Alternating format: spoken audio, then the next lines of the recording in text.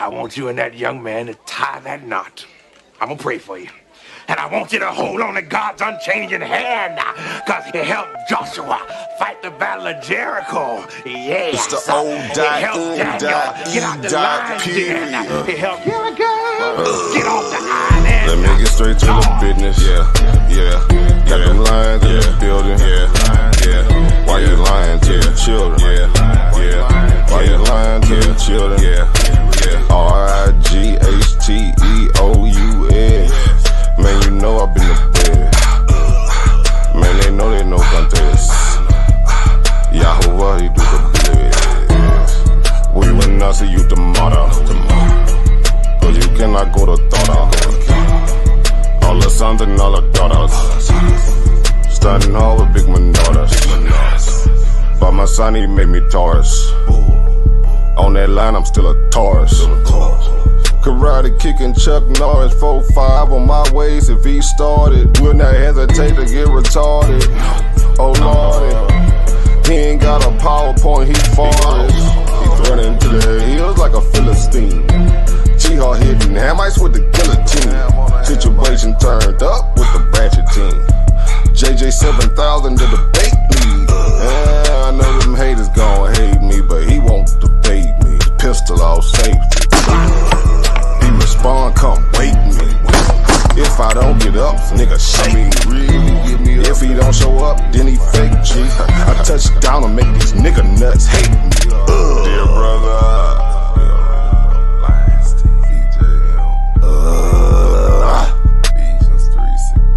Ballin' and crawling all the way from H-time. Let me get straight to the business. Man, them lions in the building. Why you lying to them children? Why you lying to them children? You gon' cry, you gon' get it. Me, I'm like a frog, nigga, ribbit. Of course, it's in the spirit. I just got the Porsche, she can steer it. Mito got the raw, Shaq and Willie. Lamborghini doors, you better not spill it. Mama's high, say I'm more than just a villain. Mama's cry, arms open wide for her children. Suicide, immortalized as the realest, Death by cut, black suicide.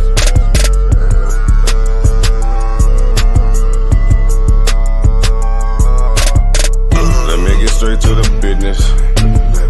Got them lions in the building. Why you lying to them children? Why you lying to them children? RIGHTEOUS. Man, you know I've been there. Man, they know they no contest. Yahuwah, he do the best. Wow, what's that? Why didn't take it over? Number one debate league, you heard me? When it's up, it's stuck. I'm stepping on everything, nigga. Metaphorically, of course. Yeah! Some lions in the building. Peace and blessings, man. Everybody mute their mic, please, before I get introductions. I think that's Require. Can you mute your mic, brother? Mute your mic. All right. Welcome to the Lions Den. This episode of Lions Den is brought to you by Common Sense. I can explain it to you, but I can't understand it for you. See what we had early today in the early preliminary, I guarantee you it won't be nothing like that. We had two people earlier. One person knew what we was talking about, while the other one was talking about appliances at Walmart. You know what I'm saying? Hey, we ain't gonna do that with this one. We got these two brothers, man, that's coming hardcore. One of them come from the Lex Vortex camp, the dark side, you know, some of them guys. And we got a seasoned veteran, even though he's young. I'm talking about SHABAR the Zealot. You know what I'm saying? He's young, but he's been around these debate formats for a while. So before we get into that, let me go ahead and introduce the queen of the Lions Den. I'm talking about Sister Karina. Go ahead, Queen. Go ahead. Everybody meet your mic. Hey, everybody. You already know what it is. Please hit the like. If you like the video, subscribe to the channel if you ain't already. And how you doing? Love you. All right. All right, and we got, and like I say, Karima is my right hand, and if I got a left hand, it definitely is this other brother on the panel. This brother on the panel, I'm talking about Rafia. He was in the preliminary earlier. He followed the rules, but I just want to go ahead and commend them on how he stayed poised. You know, he didn't let the brother get him out of his character. And trust and believe, we're going to find you a replacement. Go ahead, Rafia. Introduce yourself. Hey, what's up, family? Yeah, that was a little out of the ordinary. It did take a little discipline dealing with old boy there, but you know, it is what it is. But what's up to everybody? All right, family. And now, ladies and gentlemen, I'm not going to have one person's action reflect on the whole Aboriginal community, because then I would be hypocritical. You see, because when they talk about Kataza from ISUPK, they ain't got nothing to do with JJ 7000. You hear me, Truest? I ain't got nothing to do with me. So I'm not gonna put you in the box, but I will say today, the Aboriginals, you didn't look too good today with one of your warriors. And I understand that was his first debate, so we're gonna give him a pass, you know. And hopefully he'll gather his bearings and understand how to, watch a couple of debates and understand how to stay on topic. All right. Now, ladies and gentlemen, boys and girls, man, y'all go ahead. Y'all might have to put the kids to sleep. You hear me, man? Because we got two warriors. Hey, these young warriors, man, they putting out the information, brothers. I'm telling you right now. So we're going to go ahead and let them introduce themselves, and then they're going to get into explaining what their contention is. We're going to start with the brother Truest. Go ahead, Truest. Peace to the den. Peace to my fellow debater SHABAR. Peace to Sister Karima, JJ 7000. Thank you for bringing me on your platform once again to have yet another preliminary discussion. The last preliminary discussion I had on the lines then was with Anu Kakarat in reference to whether or not God is light. I think it was pretty unanimous to everyone who watched in the audience, and that was on the panel, that I wiped the floor clean with him. I myself, I'm 27 years old. I'm a philosophy major. I am a student of many different walks of life. I grew up as both a Baptist and my dad was a 5%er. I'm well studied on the Bible and the Quran. When it comes to what I stand on Pan-Africanism. I stand on atheism. I stand on the dark side teachings. I may not have full alignment with everything that is expunged in some of the things I follow, but for the most part, 90% of the dark side teachings and what atheism typically expunges, I fall in line with. But I'm not the type of atheist you would think I am, because the way I see it in terms of a God, right? I don't subscribe to God in the sense most people describe it. I think when most people are talking about God, they're thinking about some sort of force or entity with human characteristics or human behaviors, patterns, or thought processes. The way I see it, if there is a creator, right, it would just simply be some sort of source. It wouldn't have anything that you can subjectively assign attributes to. It wouldn't be depicted in images of a human-like figure. It wouldn't have emotions. It wouldn't have all of these human characteristics you see with every God throughout every culture, not just the Bible or the Abrahamic faiths. You see it in Egypt. You see it in Hinduism. You see it all throughout any culture that had any God. They all have some sort of human characteristic. But I don't want to get into that because that's not what this debate is about. So this debate is about whether or not reality can be perfect. I'm on the side of the fence that says, no, I don't believe it can be. The brother SHABAR is the one who came up with the topic. I love the topic because it gives both of us the wiggle room to dive into other fields of study other than just focusing on the Bible all the time. Now, best believe we are going to use the Bible. Him being a New Testament Hebrew, he's absolutely going to use his faith, and I'm going to use his faith to make my argument as well. Absolutely am. But outside of that, we could use science, we could use philosophy, we could use a number of things to make our case, and I'm absolutely going to do that. So yeah, that's just where I stand on this, and I'm gonna let the brother go ahead and give his little introduction. All right, man. Yeah, that brother's well studied in a bunch of different categories. Don't take this brother lightly. Next, we got a seasoned debater in the building, man. I'm talking about, I seen this guy in action. He's no joke. You hear me? He's not a typical Hebrew Israelite.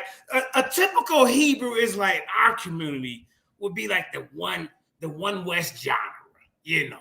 Look, they go with the 12 tribes and, you know, Yahweh Ba'ashem, Yahweh Shai, Balakatah. You know, they talking lingo of that nature, you know. You know, they hate Africa. See, this ain't that type of Africa. This ain't that type of Hebrew, man.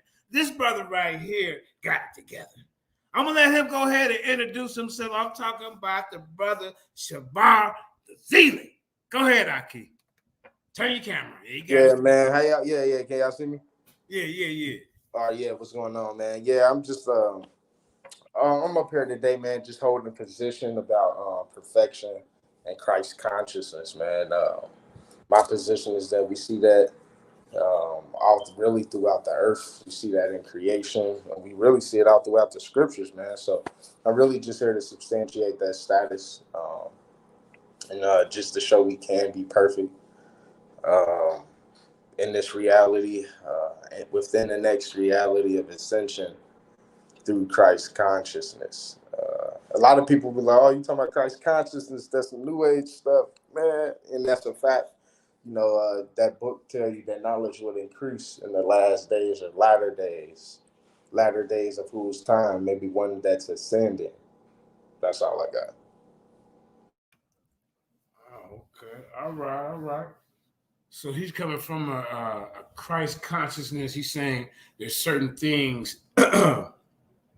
in this reality that can be perfect, whereas his opponent is saying there's nothing perfect in this reality.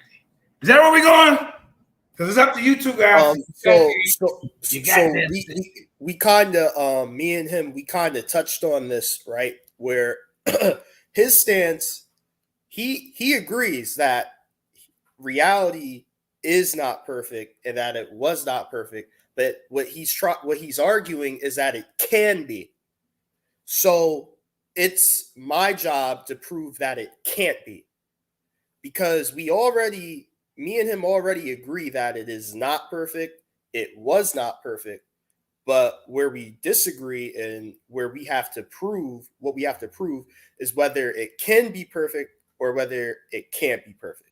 And it's my stance that whether we're talking about the scriptures, science, philosophy, whatever, there's no way to conceptualize a possibility of a perfect reality.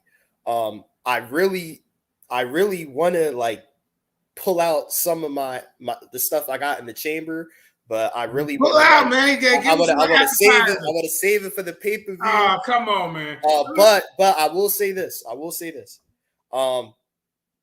He, as a New Testament Hebrew, he already I'll give him this, right? He already said in our discussion on the phone that he agrees that reality wasn't even perfect in the Garden of Eden. That in the beginning, it wasn't perfect. Even before they ate the apple, that because there was a serpent present in the garden that was a deceiver, right? That right there disqualifies the garden of being a perfect reality, a perfect existence, even before the fall of man. So I completely agree with him there. But where we're going to differ, and I'm giving him a little bit of a hint of where I'm going with this. When we talk about what reality can be, according to the Bible, the only thing that can be is what the book of Revelation says. The only thing that can be is what's talked about when Christ returns and establishes New Jerusalem and New Earth, right? So when we're talking about that, there are some clear imperfections in the description of what New Earth and what New Jerusalem is and the things that are going to take place within it. And there's definitely imperfections in what has to take place in order for it to even come about in the first place.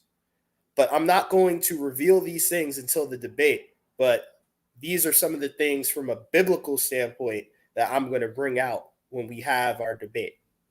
So let me ask you, so you say to prove, because the topic is, can reality be perfect?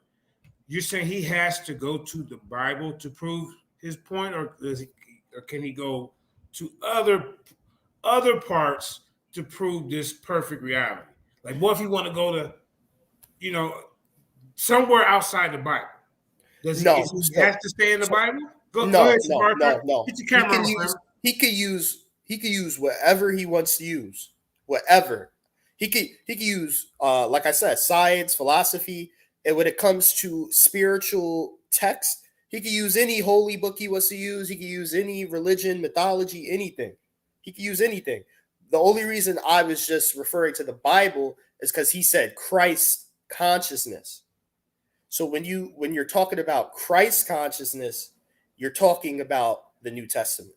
And I have ammunition to refute the New Testament speaking on a perfect reality in the end days. But like I said, I'm going to save that for the debate. But he can use whatever he wants, because I damn sure I got a question for you. Yeah, what's up? Do you believe life after death? Okay, define what you mean by life after death. You would have to define that, because I'm asking you if you just believe simply life after death. Okay, so first of all, no, because to me, if you're asking me, that's an oxymoron. Death is the absence of life. You can't have the two things simultaneous. Like, once life ends, death begins, right? It's an oxymoron to say life after death in my eyes. Now, that's why I asked, what's your definition of life after death? Because depending on your definition, I might agree with you. I got you. So after your body returns to the earth, what's your worldview? After your body returns to the earth. Okay, so when your body returns to the earth, you're talking about like from a spiritual standpoint? Yeah, well, whatever I don't know. So where we're starting at is your body returning to the earth. Okay. So what happens? A lot of things. You're just not involved in it. So you don't exist anymore. You don't ascend. You just believe you just don't exist anymore. You're okay. So your consciousness ceases to exist, but your physical body starts to decompose and return to the earth. That's what happens. So who are you? Are you your body or are you your consciousness? I'm a combination of both. So in both, and you won't be, and basically what holds your thoughts together now is going to basically eradicate and decompose. Your spirit will cease to exist, as you said, and your body will decompose and go back into the earth. Okay, so dogs shouldn't piss off. So when we're talking about spirit, and like we discussed this on the phone, the way I conceptualize spirit, spirit is a state of mind. I don't see spirit as some sort of like soul, like most. Right. So that state of mind ceases to exist, right? Yeah. Your state of yeah. I got you. Now, is that perfect? Is that perfect? Yeah. Is that a perfect play out? So at your end, what's going to happen is you simply explained, is your body is going to go back into the earth, and your spirit, which is your consciousness, is going to decompose and cease to exist. Is that a perfect ending? Yes or no? No. Oh, okay. What about reality of that you don't agree with being perfect? Why isn't that perfect? I'm just trying to capture your worldview on what perfection is to you and what isn't.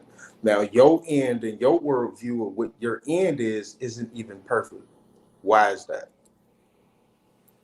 Because I have an understanding that nothing about reality is perfect or ever was perfect, and you agreed to that. So No, but I'm this is asking, why isn't that action perfect? Like, there was a function that happened. The function was your body mhm, physical attribute of that decomposed, and the mhm. spiritual attribute of what your thoughts is now cease to exist.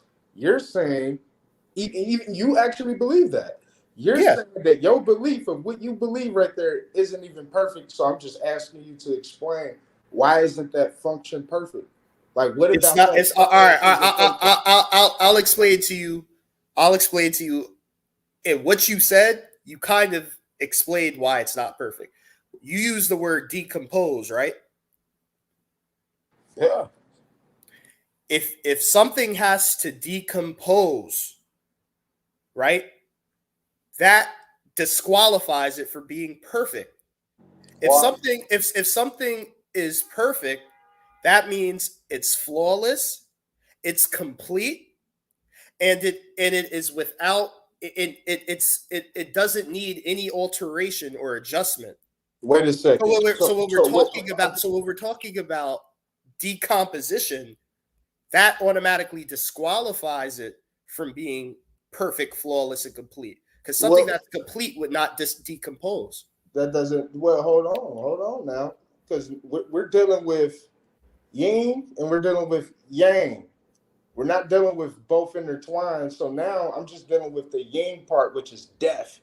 I'm Okay. trying to figure out how death isn't perfect. You're disqualifying death from being perfection simply because it's death, because something is decomposing. So now, simply because something is decomposing or is on the darker side of what you're saying perfection isn't, that it's not now perfect. That's what you said? Because I consider darkness perfect. I consider death to be perfect. So you're See, saying oh, so, death okay. isn't You see what you just did decompose, there? decompose. Why did you associate darkness with death? Because when you close your eyes and go to your end, according to your example, there's darkness there. When you close your eyes and go to your end, the last picture and everything you seen was darkness, my brother. That's why. Okay, so you're So, but we basing. don't want to. No, hold on. We don't want to run from what we're talking about. We're talking about how you said decomposing isn't perfect. Why Yes, isn't Why isn't that perfect? I just That's death. explained. I So all right. death So isn't so we'll perfect. take turns. When you finish, let me All right, know. go ahead. Go ahead. You got it. All right. Again, right? So and goddamn, like you're forcing my hand. Now I'm gonna just have to Uh huh. I'm Yeah. gonna just have to Throw your hand. yeah. Hey, Come on, let me. hey, Can I share my screen if your real hand is fast? real good, and they can't beat it anyway. That's how I do it. You know what I'm Can saying? I share my screen? Yeah, share your screen, brother. Ladies and All right, gentlemen, let's y'all do go ahead and this. hit that like, share, and subscribe. This is the first round preliminary of the Ultimate Debate League Tournament, 700 cash prize, $300 championship Ultimate Debate League belt. It's going down. So let's All right. remember. All right, go ahead. Can you hear? Can you see my screen? Not yet. There we go.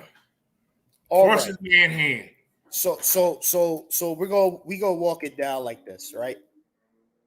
So when you look up the definition of perfect, right? The first definition, and all of these definitions I'm about to read are going to disqualify the process he was speaking about from being perfect. So first and foremost, it says having all the required or desirable elements, qualities, or characteristics as good as it is possibly to be, right? So when we're talking about having all the desirable elements, right? If your body has to change in any way, whether it's decompose, age, freaking eat to live, drink to live, whatever type of adaptation your body or even a cell or a microorganism has to go through, that means it is something that does not have all of the required desirable elements, because it has to go through some sort of shift to settle the required elements. If it had all of its required elements, there would be no need of an adaptation or change. It would just remain stagnant. Second definition, absolute, complete, or complete, right? Again, this is just repeating more of the first definition. If something is absolute, if something is complete, you don't need to keep making adjustments. If a car was complete and absolute and the perfect car, you wouldn't need to come out with a new model where you're tweaking it every year. You wouldn't need to come out with a new model that makes adjustments and adds features and all this. If a human being was complete, right? If a human being was perfect, we wouldn't need to go through the infancy stage. We would just come out as a full-grown adult that doesn't have to go through the stages of being a baby and then an infant and then a teen and then an adult. No. If you are not absolute or complete and require any type of adaptation, that disqualifies you from being perfect by definition. Third, make something completely free from faults or defects, or as close to as such condition as possible. Again, if something has any kind of fault or defect to it, it is not perfect. Literally, when your body decomposes, your skin is breaking down. Your insides are breaking down. They're not working anymore. That is literally the definition of a defect, when something stops working. Your heart's purpose is to beat. When your heart stops beating, that's a defect. It's not serving its purpose anymore. So this is why I'm saying, I kind of am saying and showing too much already, right? But this is what the textbook's definition of perfect is. But that's not the only thing I'm gonna go with in the debate. But if we're talking textbook definition, that's why I said when you mention decomposition, that disqualifies it for being perfect right there off the bat. Any kind of change or adaptation you have to do to something, even if it's on a cellular level, that shows there's an imperfection. Because if something is complete, there is no need for adaptation. No, you didn't disqualify anything. What you did was you had two different conversations and you went to biology. That's what you did. And then you kind of cut yourself. So with the conversation we was having, I was demonstrating how in death or in darkness, that's a perfect position in what that operation already is. Now you went to a few definitions, and I'm about to ask you a question based upon those definitions you went to. According to the New Testament, did Christ's body see corruption? Yes or no? You said, did Christ's body do what? Did Christ's body decompose after he died? Can you show me a verse where it says it did? I don't believe it did. I'm just asking you. I'm being honest with you. I don't recall a verse where it says his body decomposed. I don't recall that verse. Well, yeah, it says his body never seen corruption. His body never decomposed, according to the New Testament. Now, according to your definition, is that perfect? If his body never decomposed? Yeah, his body never decomposed. Like usually when people die, their body goes back into the earth. It just dies, but his body never died. Would that be perfection? If his body never decomposed, right? Then where did his body go? Right. That's actually another topic and another conversation. The conversation we're actually having is just simply, is that perfect or not? You brought out a definition. Let me finish. Go ahead. Because you brought out a definition when we was talking about death, and you went to debunk that, and in your definition, you showed what perfection was. You actually how it be the opposite of dying. Now I'm giving you an example of how Christ's body actually didn't die, didn't decompose at all. Now I'm asking you, with your position, your definition, would that be perfection? Just yes or no? Okay. So we have to add context to what happened to Christ, right? So if you're saying his body didn't die, when the Bible speaks to Christ being the lamb, the last sacrifice, right? Does the Bible, let me ask you this. Do you agree that Christ was the last sacrifice? Like, as in, you know how you're supposed to have a Passover sacrifice? Was Christ the last sacrifice? He was the last sacrifice for people that believe in him. They continue. Okay, great. So if he was the last sacrifice, how was he sacrificed if his body didn't die? What do you mean? Christ died. His body didn't decompose. What are you talking about? So how did he die? What do you mean? So he died. His heart stopped beating. He lost consciousness. Stop right there. Stop right there. Spirit. Stop right there. Stop right there. You asked the question. You can't cut me Okay. off. All right. Go ahead. Is usually what happens is when you die is your heart stop beating. You go brain dead. You lose consciousness. All of those things, and your spirit, or you believe your consciousness, is received to. Breaking up, family. All right, well, right. Oh, there you go. All right, he back. All right, great. So we didn't hear his last part. Can you say? Yeah. Can you just repeat the last part? I said. Usually, what happens is your heart stop beating. You lose consciousness. You go brain dead. Right, meaning your consciousness is left. Your spirit is received to Abba. His flesh didn't see corruption. Now, according to your definition, is that perfect? For some reason, no. And I'm gonna tell you why not. You just said, and I already explained this prior, bro. You just said that his heart stopped beating. The purpose of your heart's function is to beat.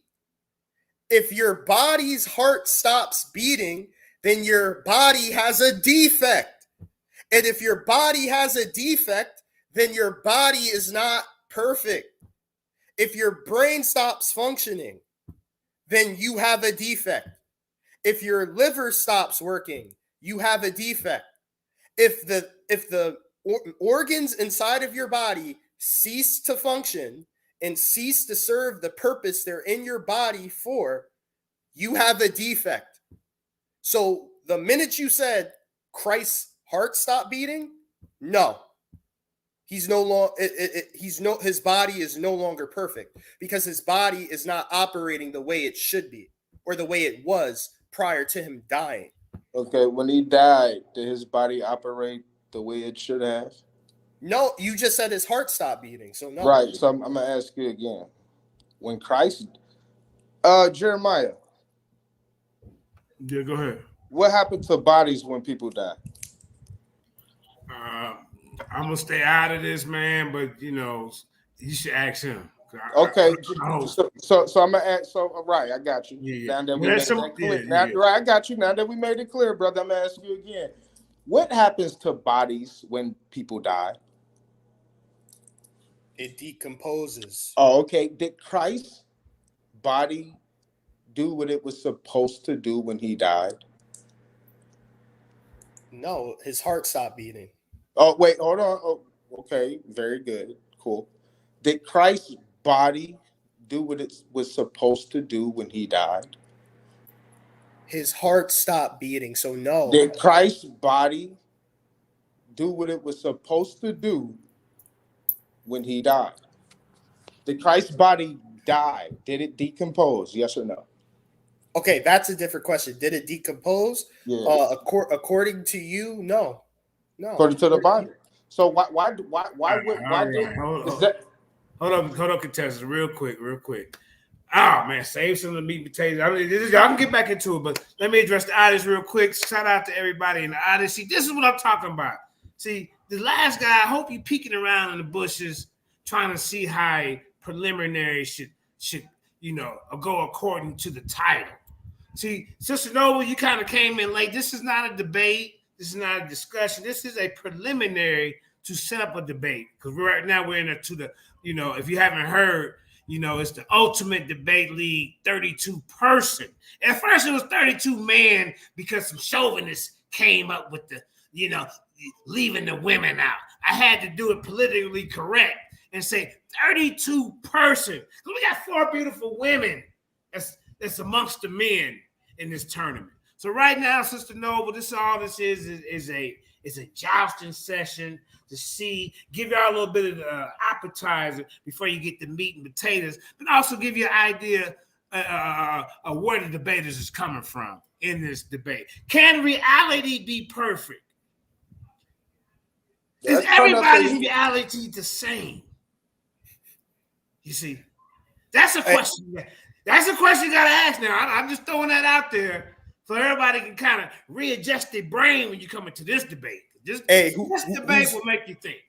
Who's ever in control, could you please put that comment by Sister Noble back up on the screen about the heart? Yeah, thank you. So Sister Noble, just to let you know, right, according to biology, right, you are clinically dead when your heart stops beating. When your brain stops functioning, that's called being brain dead, right? But you're not technically dead until your heart stops beating. You can Google it. Hold me to it. Don't believe anything I say up here. Look up everything it is I'm saying. You're clinically dead when your heart stops beating. When your brain stops functioning, you're just brain dead. But go ahead, brother. All right, I got you. We still dealing with reality and things in reality pertaining to it, or maybe the essential. You deal with math? You like math? Of course. Math is the closest thing to absolutes we have. Okay, I'm glad you said that. Do you believe in real quick before we deal with that? Do you believe? So it's funny because it's like you one-sided with perfection. Like for an example, you don't believe a bad day could be perfect. For an example, there's an operation of just bad. You don't believe that's perfect, right? Wait. Repeat the question. I wasn't quite. So you got light and you got dark. Okay. So the dark is going to represent all the bad shit. You know what I'm saying? Why? Why does dark have to represent bad? Because that's what we know. That's what we grew up with. So that's what I'm using. Does that make it right? That's the framework I'm using. I don't subscribe to that. I'm dark side. You ain't gotta subscribe to it. Come on, man. You trying to make this? I don't, brother. If you, all right. Yeah, go ahead. What about the light side? Then? What about the light side? Want to make the light side the bad side? I don't believe in good and bad sides. I don't associate. I don't associate how much light is in the area with whether or not it's good or bad. Okay. I don't do that. That's what religion does to your mind. It makes you associate colors and light with good and bad. Like I got you. Let's deal with this then. Let's deal with perfection in this angle then. I'm glad you said that then. Let's just deal with some real stuff. Let's deal with family. You got people that grow up in families, and I'm gonna ask you if this is a bad side. You got people that grow up in families that usually get molested. Is that a bad side? Is that a connotation of darkness? Darkness. Is a child getting touched a connotation of darkness in Black families and households, and Black, Hispanic, and Native Indian households? All right, please allow me to answer. So, of course, child molestation is always a bad thing. Do I associate bad things with darkness and black? No, hell no. That's something you were subconsciously taught through watching movies, television, reading your Bible, just throughout all forms of media and influence. Okay, this darkness you've is been purple. taught to associate everything dark with bad. Okay, this darkness is purple then. This darkness could be yellow. Is that bad? I don't associate colors with bad. Man, listen, That's man. childish. All right, it holds no color. It's clear. You can see through it. I'm asking you, is this action bad? Yes or no? What action? A child being touched. I started off with what I said. The very first thing I said when I answered your question was that child molestation is always bad. Okay, so to cut that off, is that perfect? Would that be a sign of perfection to cut that bad off right there? Let's just deal with that. That would be a sign. That would be a sign of progression. And I'm gonna tell you exactly why. What you just described is progression and not perfection. Go ahead. I'm gonna explain why. Okay, perfection would be a reality where that never existed in the first place. Progression is when there is a problem present and you have to correct it, or you have to change it, or you have to adapt it. Whenever you have anything that requires adaptation, growth, development, and progress, it's disqualified from being perfection. A wise man once said that perfection is the enemy of progress, because once you reach perfection, there's no longer a need for progress. That's a fact. Now, in the example you just used, right? A perfect reality would have never had that problem in the first place. The fact that you have to correct that problem shows progress, but not perfection. Now we ain't talking about a perfect reality right now. We're just talking about perfection within this reality. Now let me ask you a question, because I'm glad you made that example. According to the New Testament, can one be born again? Of course. If you're born again, are you at a state of progression or perfection? According to you're at a state of progression, because in born again, the key word is again. Right. So it was a correction that took place. It was a salvation that took place. You only have salvation if there was an error in the first place. You only have salvation if there's some sort of defect present. Without a defect, without some sort of problem present, you don't get salvation. There would be no point in being born again if there was no problem present. Okay. So basically, the whole Joe stance, you have to acknowledge a perfect reality. It's like, for an example, I'm about to bust you right here. Watch this. So in Isaiah, the 2nd chapter, it says that everybody is going to be holding to the law, statutes, and commandments, and it won't be nothing but filled but utter light, perfection. Would you agree to that? According to the Bible, there will be a state, according to Isaiah, the prophet, there's going to be a state of perfection, so where there's going to be no darkness in anybody at all. So again, I don't associate light and darkness with good, evil, or perfection. However, what I am going to say to you is, I'm going to deal with scripture with you, but I'm not going to do that right now, because I'm going to deal with scripture with you in the debate, because I got scriptures that's going to cut you.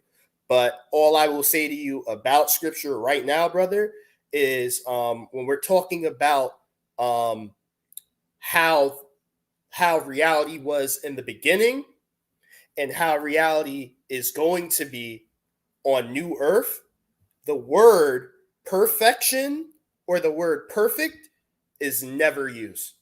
The words that are used are righteous, harmony, very good, or something along those lines. But never is the word perfect used to describe New Jerusalem, New Earth, or what is to come in the new kingdom. The word perfect is never used there. But I'm not going to get too much into that, because I'm saving some. I got you. Well, what's your worldview of what sin is? What was that? Sin. Sand? Sin. SIN. Sin. Oh, sin. Hey, What's my real worldview as quick, sin? let me ask y'all this real quick. It said somebody said, okay, so we need a definition of reality. So we had that clear cut established. Somebody said, but because my reality is different from yours, right? In my reality, everything could be perfect. So JJ, again, like this is a prelim discussion. I can't give too much. I can't give too much. I know where you go. The audience with you. Can we look at the definition of reality just for a I'm here with you, but all right, I'm gonna have to show that too. But this is the last thing I'm giving y'all. I'm giving y'all too much. But if you already got it loaded up, let's see the definition of reality. So that way we know what yeah, I'm giving y'all way too much. But all right, hold on. You gave us two definitions of the title: perfect and reality. I mean, come on, man. All right, y'all ready? Ready? You ready? Can you see the screen? Yeah. Let me move my mic. All right. So when you just said your reality could be different than someone else's, no. If your reality is different than someone else's, then it's not reality. Reality is objective. There's no subjectivity to it. And I'm going to read why. All right. So the first definition is the world or the state of things as they actually exist. Right? So we're not talking about hypotheticals. We're not talking about in your opinion. It's how shit actually is, right? As opposed to an idealistic or notional idea of them. They gave the example, he refuses to face reality, right? Second one, the state or quality of having existence or substance, right? So existence, substance, again, we're dealing with actual tangible things that are not up for debate and they're not subjective in any way. So again, like, damn, I hate that I read this, because part of my argument from a philosophical standpoint is when we're talking about whether or not reality can be perfect, he already agrees reality is not perfect. Reality was not perfect. So therefore, the only ground he stands on is some sort of hypothetical, idealistic, mythological reality that is perfect, that he's creating in his own that he's creating in his own head. That's not true. And right here, you can clearly see it says that reality is not idealistic or notional at all. So this brother, he's dealing with an idealistic perfect reality, because he cannot show me any reality that has ever existed that is perfect. So he has to come up and make up one in his mind, which by default makes it fantasy. Read all of it, because read the second part so we know the full definition. Hold on. Let me share my screen again. Let me share. Yeah, because I've seen something in there that we got to be honest with the audience on what reality is. Yeah, I'm not in it, Elder Yara. I just want the audience to know what reality means and what perfect means. Okay, so I'm sharing my screen again. You said read the second definition? Yeah, read the second part. Yeah, so I read it. I said the state or quality of having existence or substance. So existence and substance, though, that means something tangible, right? Like, for example, JJ, right? Let's say you dream about a unicorn, right? You dream about a unicorn. That's not reality, because there is nothing tangible or anything substantial about a unicorn. We can't find a unicorn in existence. We can't find any tangible unicorn. It only exists in your head, in your mind. And this is what I'm saying this brother's perfect reality is. It only exists in his head. It only exists in his mind. He cannot show a tangible, perfect reality. There never was one. We don't live in one. So the only one that can exist is in his imagination. Okay, hold up, man. I'm not getting into it, but right. No, look. So the reality is a thing that is actually the definition I pulled up. So a thing that is actually experienced or seen, especially when this is grim or problematic, the harsh realities of life in the farming community. That was it. It said a thing that's actually experienced. That's a reality. That's you heard that? That is actually experienced or seen. So that means you have to in an observable world. This is the best sex of my life. That was my experience. How do you prove that I wasn't perfect? So I'm gonna tell you why. I'm gonna tell you why, JJ. Because the reason why the best sex of your life doesn't mean it was perfect. The reason that would be is because just because it's the best to you doesn't mean it's that's my reality. Your reality is everyone else's reality. Reality isn't. My reality ain't the same as yours. No. See, JJ, you would have to show me where reality is projected. I can't show you the best sex of my life. I would want you to be there with me. Simple, JJ. So here's the problem. All right, I'm just trying to make you think. No, I get what you're saying, but here's the thing. Here's the thing. Out the way. You're mixing up your perception, right? You're mixing up perception and reality, right? So just because you perceive something to be a certain way doesn't mean it actually is that way in reality. The way you see existence through your lens doesn't mean that's how it really is. That's why people say what it really is, what it really is.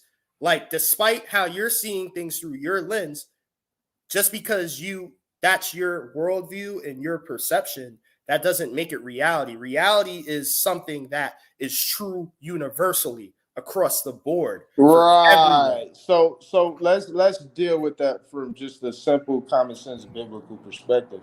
So what's universal and common around the world is that the reality is that the world has been given over to the hand of the wicked, and the world is wicked as hell.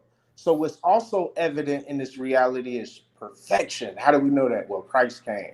That was in an imagination that was manifested in this reality. It wasn't on this plane. It was outside of this plane. It was manifested here. What was that? Perfection. Then guess what? Perfection then became an example. Brother, let me ask you a question. If we witness perfection here in this reality, does perfection exist in this reality?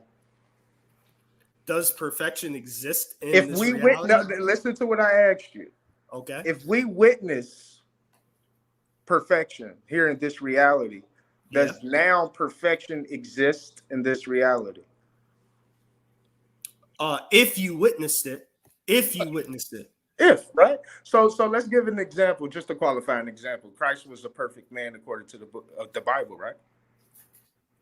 Right. Christ was the perfect man. He was a perfect man according to the Bible, right?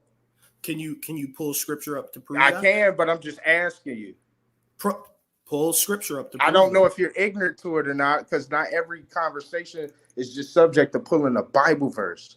Because right now you have contention amongst what perfection is, and you even said that you would use the Bible. So now we're using the source that's actually qualifying what perfection is. So I'm just because I thought we was on the same page. So I'm just like, hey, well, the Bible do say Christ was a perfect man, right? Okay, so this is what I'm saying to you. If you subscribe to Christ being perfect, what I'm asking you to do is to verify that, because I'm not going to confirm. I'm not going to confirm or deny it. But if you wanna stand 10 toes on that claim, source it. I pulled up 2 different definitions. Can you pull up one source tonight? Yeah, I can, but I'm not, and I don't have to because I won't. I was just so then I'm not going to answer your question. Listen, it's okay. Listen, bro, it ain't Friday the 13th. It's not that spooky or really that scary. I just asked you a simple question, bro. Was Christ perfect? You asked me a lot of questions, and I haven't asked you a single question. Example. All right, hold up, y'all. Hold up. Well, we can end it. We can end it right here and say, but I just want to make sure y'all got the rounds established. Can we get a date established? And like we're doing 3 10-minute rounds. I think it's 3 10-minute rounds. Excuse me. A 5-minute opening, then 3 10-minute rounds. After each round, you guys get to rebuttal for 3 minutes, okay? You'll get to rebuttal for 3 minutes. And then I think it's 3 questions, and then maybe a closeout. Y'all cool with that setup? Yeah, that's cool. You know, you gotta close. You gotta close out for at least 3 minutes. How long did you say the closeout is? Well, how long? Well, the 3-minute closeout or 5? I want everybody to be consistent. Y'all think 5 is too long? Let's do the 5-minute opener, like you said. Yeah, right. 3-minute close. 3-minute rebuttal, but the way it should work so that the first person that goes doesn't miss out. The first person that goes, he starts out with his 3-minute rebuttal, then he has his first. Yeah. Right. And then when he go, then after he go his first round, then you come back in. Yeah, with my rebuttal, then I have my first round. Yeah. Yeah. We should do it that way. 3 10-minute rounds. And then how long is question and answers? 3 questions apiece. And 3 questions. The question, you shouldn't have to do no whole goddamn PowerPoint. I mean, what 1 or 2 minutes to answer a question? Right. The most 2 minutes that max to answer the question, bro. Right. All right. Yeah, no, I like that. That sounds good to me. I know you said you wanted to close this out, but did you want to open up the panel? I mean, yeah, we can. I just don't want y'all to get too much of your information. Yeah, nah. Like I'm good. I'm not giving anything else away, but I will answer any other questions unrelated to the debate. Okay. So anybody want to come on, y'all can continue to talk or whatever. But so the topic is, everybody, so we all know, can reality be perfect? The truest is on the side of saying no. SHABAR is saying yes, reality can be perfect. I mean, I ain't really never just sat back and thought about it, so this is something different. It ain't the same as Esau the white man type of debate that that they always throw up on us in the community. It's something different. So I appreciate that. At least you debaters, the other debaters, come up with some different topics. We don't want to hear about the Esau, the white man, and the regular ones we always do. So yeah, SHABAR, you got anything else you want to say? If not, we can wrap it up. Man. Yeah. What about the date? The date. Oh, the date? Hold up. Next weekend is Mother's Day. God damn. Mother's Day. Every day is Mother's Day. What's wrong with you? In my reality. How about that? Shit. Damn. Trying to think. I say in 2 weeks sometime. Y'all let me. Yeah, let's do it on the 21st. Yeah, I'm out of here though. Yeah, y'all get that. Okay. So if y'all gonna go in 2 weeks, can we slide y'all another preliminary? We take y'all on another platform. You gotta keep it fresh. Damn. All right. Nah. Let's not do that then. You wanna? We can go on Lex platform. You sure? Like another little 30-minute, like an hour preliminary to get the people over there to know what you're talking about, just in case they missed this. I mean, if y'all putting it out for 2 weeks. What about the 15th, brother? What's today? Hell no, man. Listen, man. That's the next week. 21st is good, bro. I'm a busy man. All right, 21st. All right, word. We'll do the 21st. All right, so it's the 21st, but can y'all slip in? Or either y'all can even go on your own channel and talk about it. Yeah, like yeah. We could just chop it up. We don't even got to talk about this. We could have another stream where we just talk about have an open discussion. Yeah, man. Yeah. Okay, so let me write that down. What time on the 21st would be good for y'all? What day is that? What day is the 21st? That's Sunday? Because today's the 7th, right? Yeah. Okay, yeah. Next Sunday. Not so late, though, like we doing this one. Because one of y'all on the East Coast, right? Yeah, I'm in New York. Yeah, I'm in, bro. Okay, and you and then you and SHABAR in West Coast time. All right, so yeah, can we get back to you on the time? I just gotta check a few things. Okay, but Yeah. 21st is good. 21st is good though. So Hey, yeah, man. Hey, I got a question. So, do you teach people reality? Like, you had a congregation and people to teach, you'll be teaching them that nothing's perfect. You can never be perfect. And you pretty much ain't shit. You ain't gonna never be. So, all right. So to answer your question, to answer your question, right? Yes, you can teach about reality. We have a whole methodology which teaches about reality, and it's called science. Also, philosophy talks about reality as well, and asks questions about it. But just because I don't believe reality to be perfect, brother, that doesn't mean I think that means we ain't shit. Just because something isn't perfect doesn't mean it ain't shit. If that were the case, then Jesus wouldn't save us in the first place. He would just say y'all ain't shit and y'all all going to the hellfire.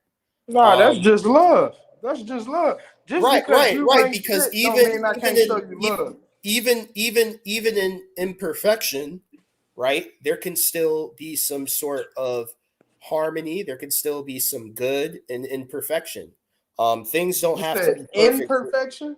Yeah, things don't have to be perfect in order for it to be benevolent. That's true. Well, give me what you mean by benevolent. Good. I agree. I agree with that because the book tells you that a righteous man falls 7 times. That's true. Right. But however, we ain't dealing with perfection right there. Now, when you're dealing with that perfection, like, all right, for an example, would you agree to this? So the Bible say a righteous man falls 7 times. So that don't mean you're not good. It just means, you're achieving things and you might have stumbled a little bit and you failed. But then the New Testament turns around and say, well, a man that loves his brother, there's no occasion of stumbling in him ever at all. That's true love. Would you agree with that? You said a man that loves his brother. There's no occasion. Yeah, so it ain't no. So you never really have an excuse. An occasion to be like, oh, my bad. I shouldn't have did that. You know what I'm saying? You just perfect. Would you agree to that? I don't think that makes you perfect, but yeah, that makes you great. Okay. Interesting. Now, what if I change it? Now, what if I change my stance and said and created great to being perfect? Would you agree with it then? Repeat that. I'm sorry. I keep looking at the chat. My bad. What if so we dealing with perfection? What if I change perfection to the word great? Would you agree with it then? Can reality be great? Yeah. What about that? Yeah. I'm not saying that I am. Yeah. Let me say this to you. I think reality is great. All right, but great does not equal perfect. Right. So great they're not equivalent. Right. So I would turn to, but I would make it. I would. That's what I would do. I would make it equivalent. You know what I'm saying? In terms to where you could but I'm just saying that in terms to where you can understand more of what I'm saying, because if I don't, if a good man stumbles and the perfect man doesn't, you can't just agree and be like, well, yeah, that is perfection. And that might be obtainable. But you saying you can't even grasp the fact that it can be obtainable. The reason, again, you believe it? Do you deal with quantum physics? Absolutely, I deal with quantum physics. Hold on. Look again. I got shit in the chamber. I'm not trying to expose right now. So hold on. I definitely deal with quantum physics. But let's deal with one thing real quick, since we both subscribe to quantum physics. Now we know how quantum physics work. Okay. Now, are you telling me, dealing with quantum physics, there isn't not one perfect reality? Yes or no? If you're dealing with quantum mysticism, which is different than quantum physics, in quantum mysticism, right?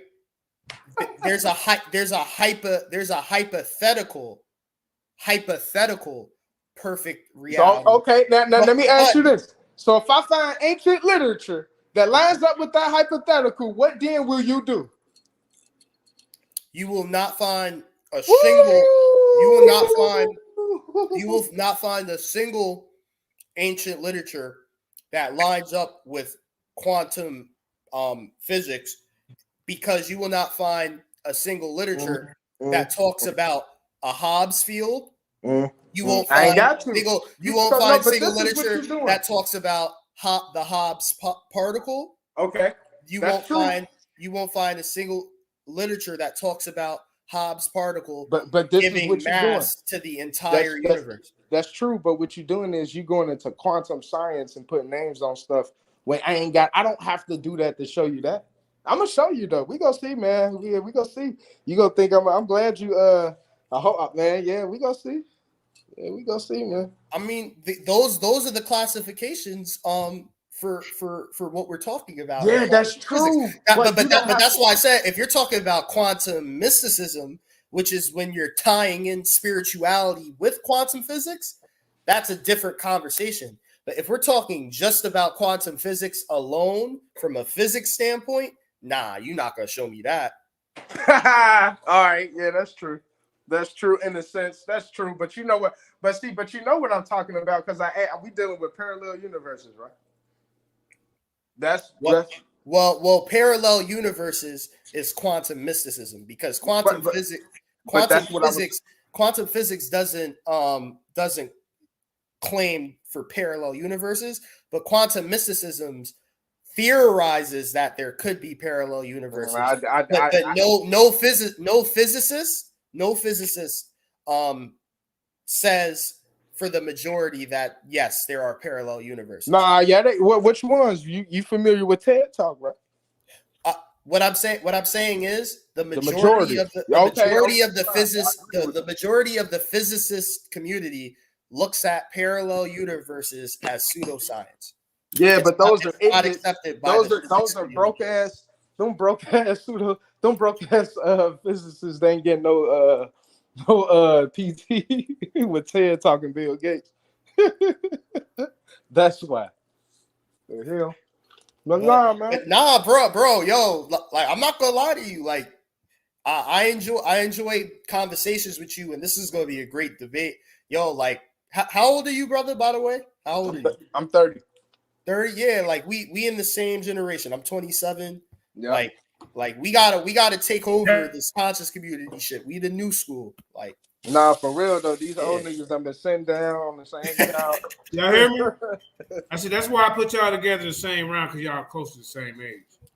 You know what I mean? I figured y'all be a good fit. I don't know. I think it's gonna be good, man. The last preliminary, it was like a big age gap, and they was kind of, they didn't really match. But hey, when you match up in a tournament, you know, you got to go with who you lined up with. Ain't no crying. Ain't no crying. But dude wasn't ready, man. If your topic is about the origins of humans, that means if me as a debater, I'm gonna say, well, let me go find the oldest bones in Africa and compare the oldest bones in goddamn America. I'm not gonna go look for those inventions in the 19th goddamn century to prove my point. This is what this guy's trying to do. And I kept telling him, I said, bro, why don't we do a debate on inventions then? Who got the best inventions, Africa or America? All right, hey, let me ask one more question. Yeah, go ahead. Wait, before you ask your question, JJ, drop the link so people can hop on. Yeah, put the link. We got 24 in the building. K, Maret, Salim, I am Mana in the building. Sister Nandy. Let me scroll some more. But yeah, some of y'all, if y'all want to jump on, ask any of these people any questions to verify, you know, what they're going to be debating, and so you can understand what you're watching, feel free to jump on. Hey, do you subscribe to the Anunnaki? Oh yeah. You said, do I subscribe to the Anunnaki, like the Anunnaki from Sumeria? Yeah. Mm-hmm. Okay. Like this, or what about the Enuma Elish? How about this? You get straight there. Boom. No. So I think they were trying to describe something they experienced, just like any religion does. But no, I don't believe the events to have taken place the way they say they did. So let me ask you, ooh, this is a good one, man. Hey, I'm about to get you. I'm just playing. So we just messing around. We having fun. I like the spirit that both of y'all carrying. I like it. Appreciate you, JJ. We got somebody else to ask y'all a question once y'all get done. Got you. I just want to ask you, bro. So the History Channel has been dropping exclusive content on so-called UFOs and all this stuff, right? And they've been tying it back with historical evidence. You know, these people that travel the world, got money to talk to people and film these things. Now, they've been saying that now they've been dealing with the information of the aliens, is whatever they go call them or whatever, and they've been paralleling things with today. And they've been dropping content saying this. Well, the way we got to the moon was by wave of alien visitation. This is what they're saying. The History Channel has 11 million views. This is stuff they saying. They're like, oh yeah, well man, this is how we really got there, man. You know, and they came down here and told us some stuff. Do you believe that? Now, this is why I asked. Hold on, let me tell you. Because you gotta ask. Well, why would you ask me this? Because I just brought up the enumerated list. And you said and you brought don't up the believe Anunnaki as well. Let me ask you a question about the Anunnaki. Do you believe the Anunnaki to be the Nephilim of the Old Testament? Like the Book of Enoch kind of described? Yes, sir. What? Yeah. So the Anunnaki. So you believe? I believe so. Yeah, I think so. Yeah, I'm gonna stand on that right now. It might change. That might be subject to change. But yeah, I believe so. As far as my research goes, yeah, I think so. All right. Okay. All right. So do you believe the Sumerians to be the ancient Israelites? Nah, I mean, yeah, some Sumerians were some ancient Israelites, but they didn't go into Samaria was that a state before Israel went over there. You feel me? So yeah. Nah, I get you. I don't want to get off base with that. So let me answer your question about the History Channel. Gotcha. So do I agree with them? No. Do I acknowledge a lot of people tune in? Like you said, they get millions of views, they get billions of dollars. But it's the same way. Right now, the flat Earth community gets millions of views and gets all this money. Look at how successful Brother Sanchez is. And you just said, right, that in the alien community they talk about how they got to the moon with alien technology, right? But you have people that millions of people that subscribe to the moon landing being completely fake. Like that's true. Everybody in the flat Earth community thinks NASA is staged. That it was shot in Hollywood and it was all fabricated. All right, can I speak to this though? The difference is this is the war. This is United States of America sealed History Channel though. They saying this like the government is crediting this, and the Pentagon themselves has said there's a mothership right now hovering above Earth waiting to make visitation. Yeah. Do you have a source for that? Yeah, I do got a source for that. And while he can pull up his source, let's go. Man, hold on, man. Pulling up no source. I don't even know. Oh, okay. No problem. I will get that though. I can get that stuff later on. I'll tie that into perfection somehow. But just to make it no problem. Yeah. Hey, listen, we got two other people on the panel. We got Queen Sister Noble in the building, and then Renegade Jay. He was here first, Queen. So we're gonna let the brother ask the question first. All right, what's good, y'all? Y'all can hear me? Yeah, peace, bro. Yes. What's good, JJ? What's good, Truest and homie? I don't know your name, but what's good to you too, bro? Peace, Jay. SHABAR the Z. SHABAR, what's popping? Yo, so Truest, you my dog, bro. You my dog, and I liked your performance that you just put on the preliminaries. But I'm gonna keep it real. If homie is sharp and he listened to what you said, you got to be very careful, bro. And I don't know if I want to say it on here. Mm-hmm. Me and you could build later, but we gotta tune some things up maybe with the argument. Man, boy, hey, your dog's seeing some chinks in your armor. You better tighten it up when you come to the. Nah, that's good though. That's love, man. That's a performance of perfection right there. That's right. Yeah, so I'm gonna just throw a little something. I ain't gonna give it away, but throw a little out there, if you mean. So Truest, you know, ain't nothing wrong with it, man. when It's educational purposes. all Go right, ahead. I'm gonna still look out for you, Truest. I'm not gonna give it away, and he might not No. even. Hold on, Jay. Don't hold back. Give it away. Say it. Oh, he said don't hold back. Because I have thoroughly prepared myself to answer any angle anyone comes from. So please. All right. Yeah, but I don't know if I want to do it on here. But you know, I could play devil's advocate because play I'm that. in the middle. You can do me too. All right. So when we look at the definition that you provided from the Oxford, right? When you brought it up, when you Googled it, right, of reality, it says the world or the state of things as they actually exist, opposed to an idealistic or notional idea of them. And I'm not trying to challenge you, bro, but I'm just, you know, I'm just throwing out a counter argument.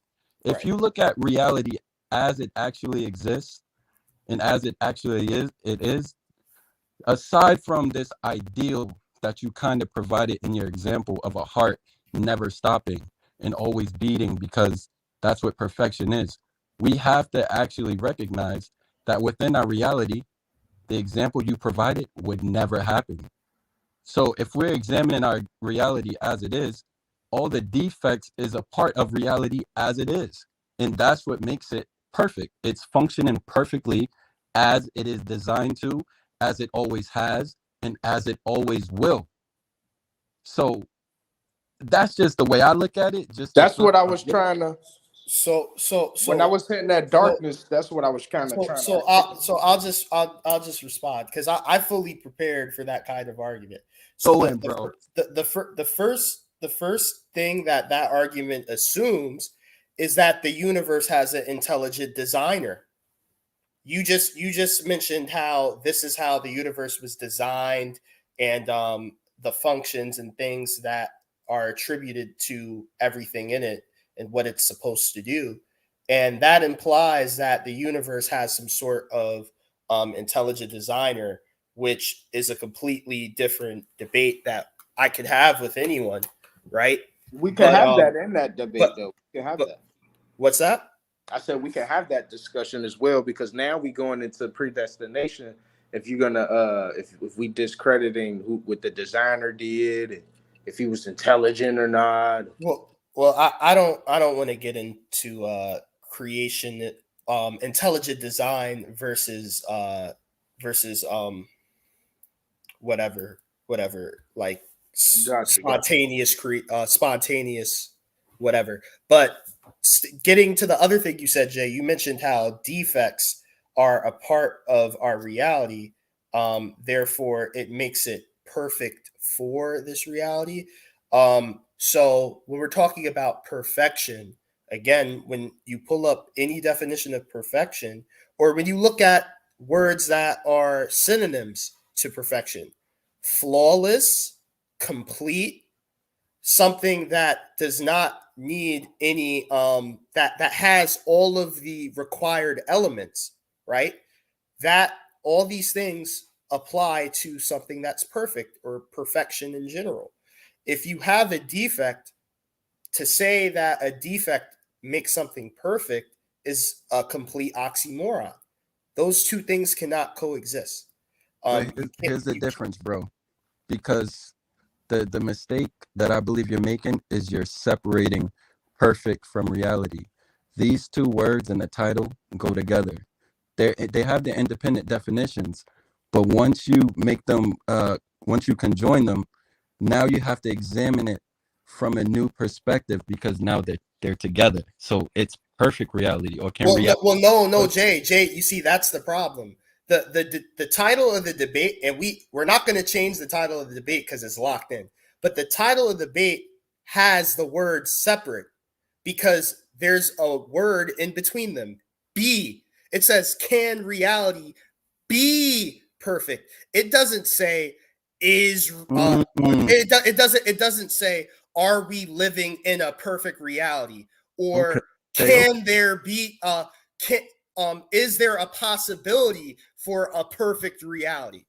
I'm just glad I'm not judging. I'm just glad I'm not judging this. He asked me a question. So in the title we agreed to that's locked in, reality and perfect are separate. You have that word be in between it. And what be represents is a verb for something to behave as the other thing, right? So I agree with you. If this was worded, Nah, you got it. Nah, you don't even gotta say no more. That's Yeah, why you my dog, because you sharp. But what you did was you put yourself in the corner, because now what you got to admit is this. Well, I believe in perfection. I just don't believe reality can be perfect just subject to the title alone. When did I say I believe in perfection? I never said that. Well, you're gonna have to say that. But when I put you in the corner, look, I'm gonna tell you. I'm gonna tell you. Look, I'm gonna tell you when we in the debate and you say it. I'm gonna make you yield to that point because you already have tonight. Like for an example, watch this. Watch this. Right now, is perfection a consciousness? No. So oh man, and damn, I'm giving you another part of my philosophical argument. So I believe that the fact that we don't have a shared consciousness, right? The fact that every part of existence doesn't have a unified consciousness is a flaw in the universe. That in itself is a flaw, because it creates individualism. And individualism, free action, and free will are the causes of conflict. Your Bible even teaches you this. Does the Bible sin enters the world due to individualism and free will? Does the Bible talk about a unified consciousness? You said, does the Bible talk about a unified consciousness? Yeah. It speaks to a specific group of people having a unified consciousness, but it does not talk about a universal unified consciousness. It doesn't. Even in the last. Wait, what's that? What do you mean by that? What do you mean don't talk about a universal unified consciousness? What do you mean by that? So the Bible is a very earthly, human focused book. And it's a very Israelite focused book. So when we're talking from a biblical perspective, you have to understand we're talking Israelite politics. So it's very focused on a specific region. It's focused on a specific people. It's focused mainly on humans and earthly politics, when the earth, in the grand scheme of things, is a small speck of the universe, which is immeasurable in scope. So when we're talking about a unified consciousness, I'm not just talking about on an earthly level, I'm talking on a celestial level throughout the entire universe. But again, bro, you're making me give too much. Truest. Sister Noble, please ask me a question. Yo, Truest, I just want to respond to you. Then I'm gonna jump off. I'm gonna get out. Go ahead. Maybe we could build after, but I see this debate where it's gonna end up going, and I love the way you broke down the question, bro. I really do. This debate is gonna lead into a belief in a God that's responsible for our reality, and if that God has the ability to alter it. Because now we're asking, can reality be perfect? So like you said, what I said implied that there was a designer that was responsible for our reality. So now, since we're talking about possibility, when we use the word can, now I think this debate is going to lead into who's responsible for our reality and can they perfect it? But that's all I got to say. I'm out of here. Truest, holla at me, bro. Peace, JJ. Yeah, I'm gonna probably go live. I'm gonna probably go live after this, Jay. I bet. Hit me. I'm gonna hit you. Yeah, man. So I see it getting good. Man. This is the type of shit that make the people think. This is what make the people think. You doing a great job too. I respect it. Man. That's why I say it's gonna turn into predestination a little bit. If what he's saying is true, and it's gonna turn into who responsible for it, in a sense, because we know who the God of Israel literally took it and said he's responsible for it. So.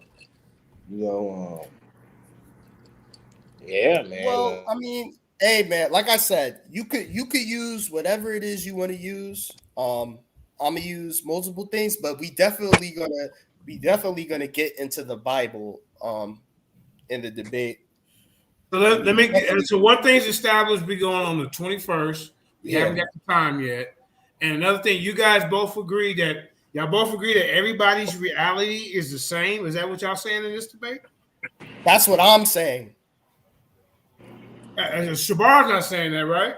Shabar, you're not saying that, are you? Yeah, physically, not everybody reality is the same. Like, it's subject to change. You know what I'm saying? So, for an example, you born in this reality, and then you can be born again, which means now this matrix isn't the same to you anymore. So that's your reality isn't the same. So, for an example, just give a quick example. To somebody sick as hell and got cancer.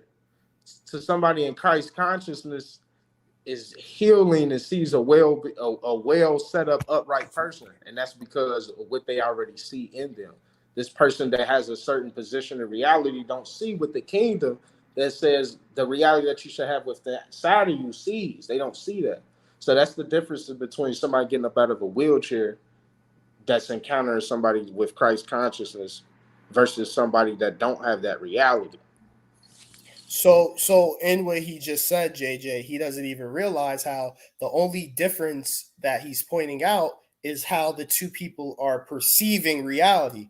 There is no difference in reality from person to person. The only difference is how you are perceiving reality versus how I'm perceiving reality. It's the whole I know there's nothing in this cup right now, but let's say this cup was to here with water. It's the whole, is the cup half full or half empty argument, right? One person's reality will say the cup is half full.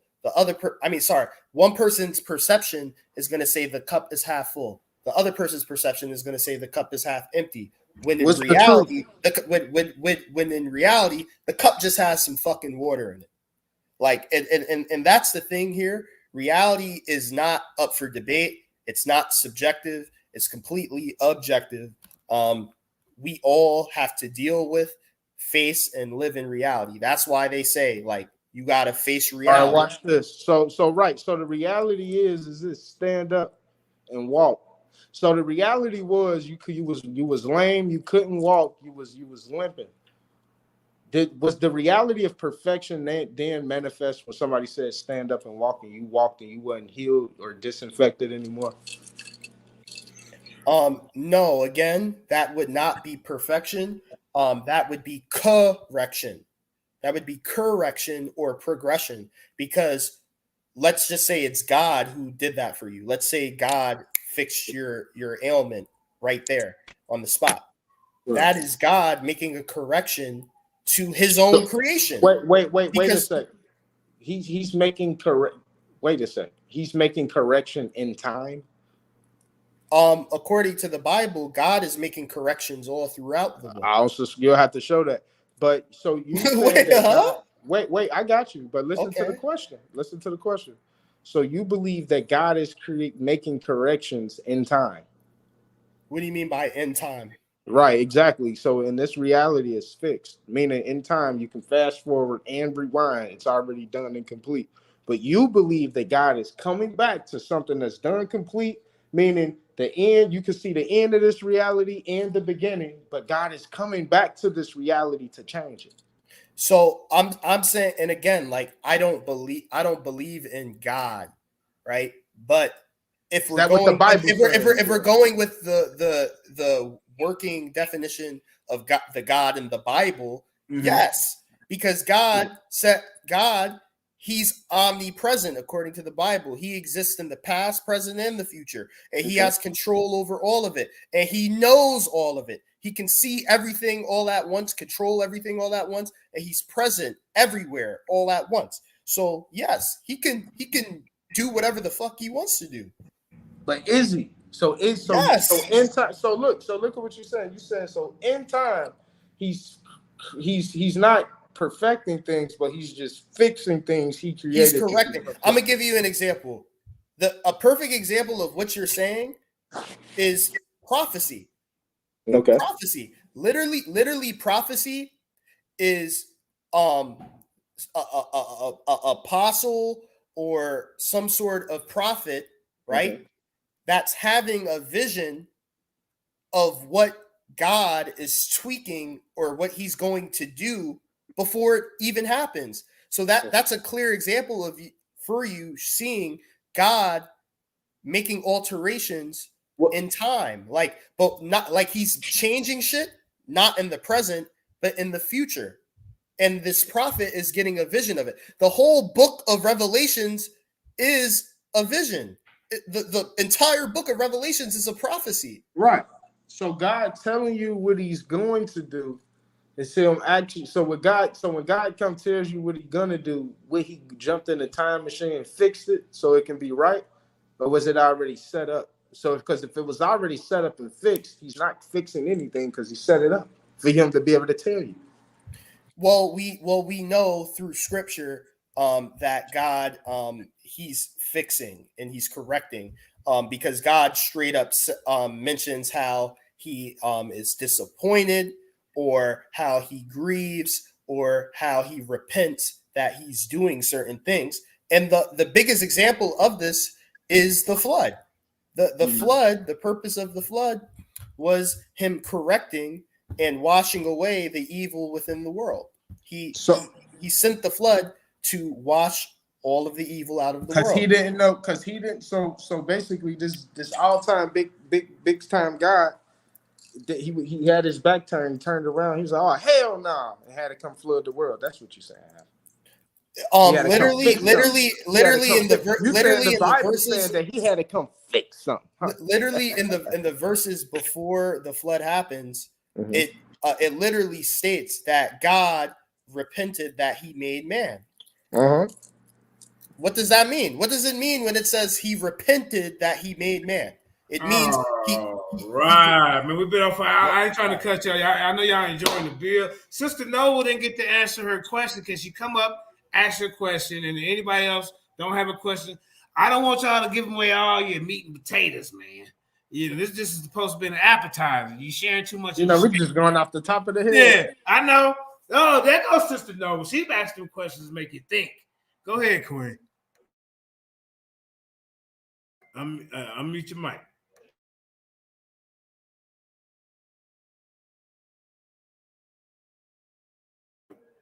Okay. Well, we got Ref Fire. Did you have a question? Was because she get her technical difficulties figured out?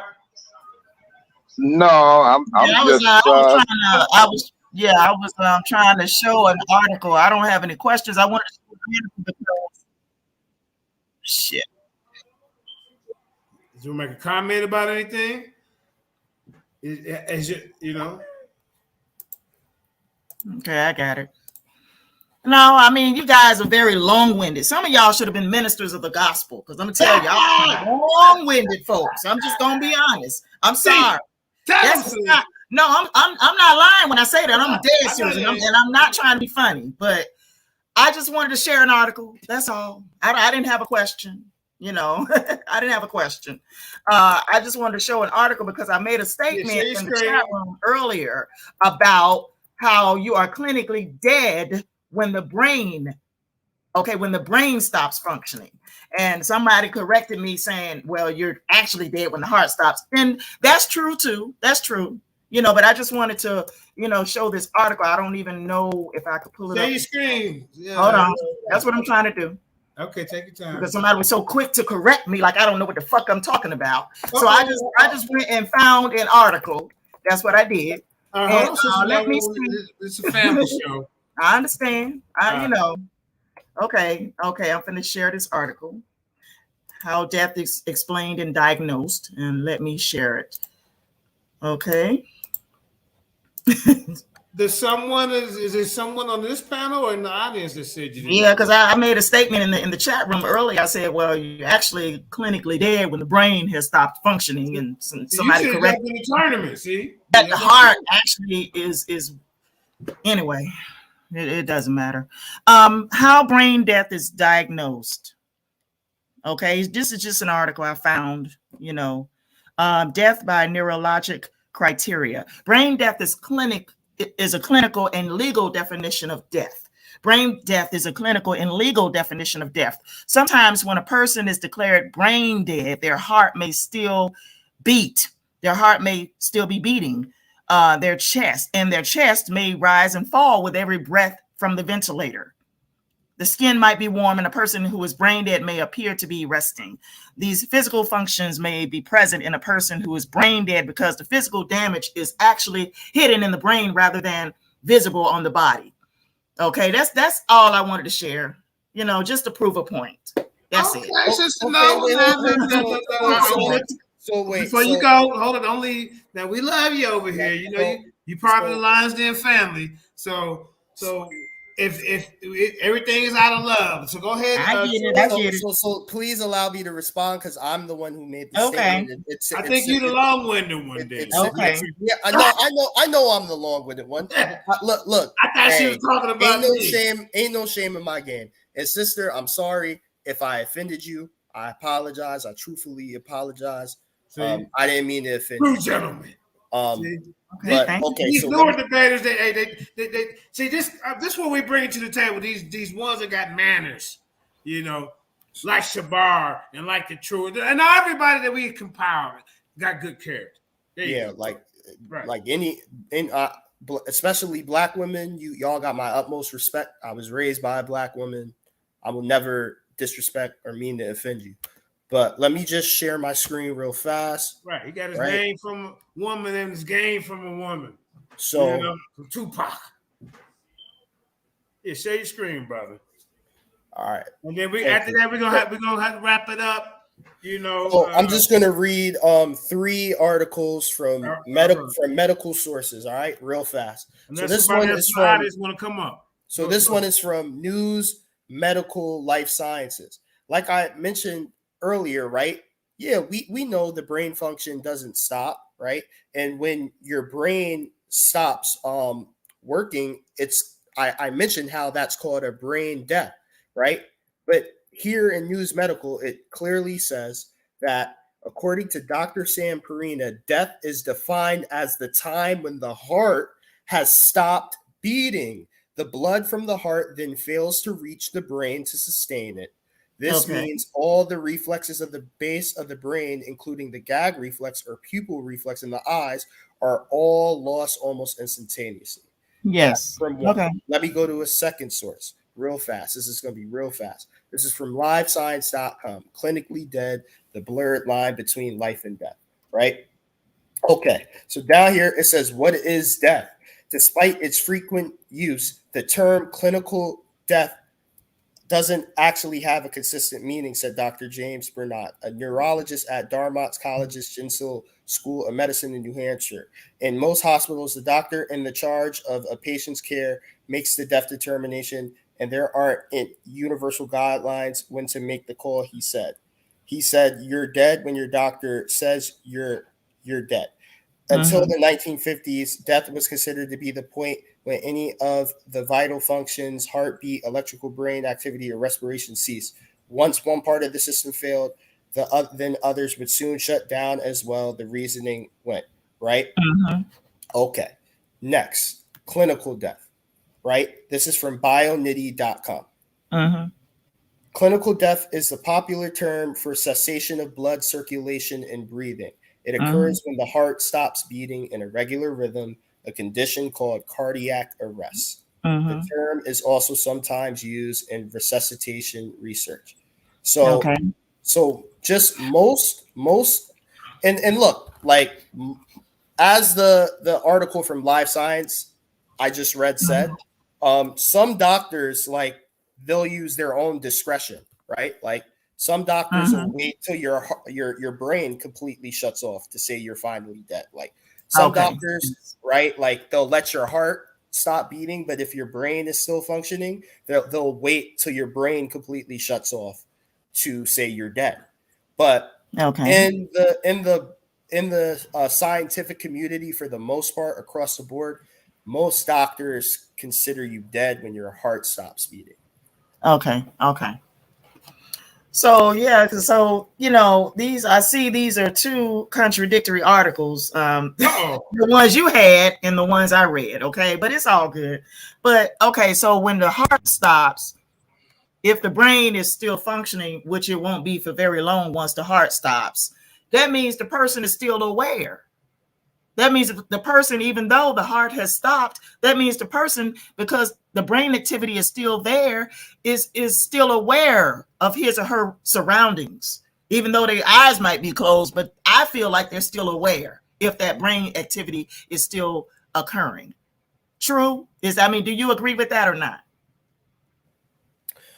So unfortunately, we wouldn't have a way to like measure that or observe that unless you personally experience. But what I will say to your point, what I would imagine it being similar to is being in like a dream state. So like when you sleep, right? Yes. Sleep is the cousin of death, because when you're asleep, your body starts to slow down all of its functions. Like your brain activity slows down, your heartbeat slows down, everything slows down. So it's not like death where it's completely shut off, but it's the closest thing to it without possibly being dead. Exactly. And when you're in a dream, when you are sleeping, right? Depending on how much brain activity your brain is having in this state, that's what causes you to dream. Okay. Dreams happen when the rest of your body has slowed down as you're sleeping, but your brain, for whatever reason, is still active. Yes. So you begin to dream.